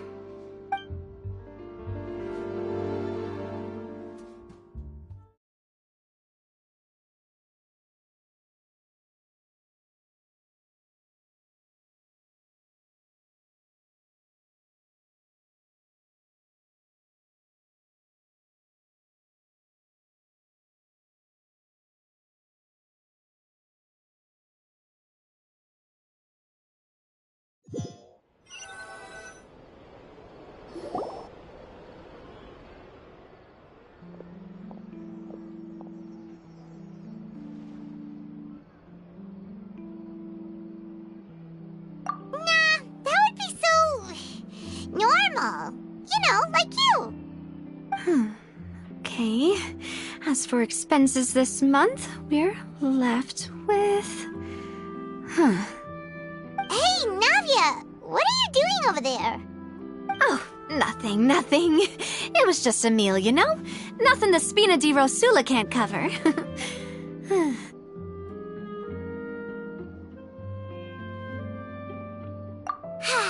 Let's get ready to try to meet the Hydro Archon again. Bye, Navia! So this is goodbye, huh? Well, if you do encounter any other trouble in Fontaine, you're always welcome to contact the Spina di Rosula.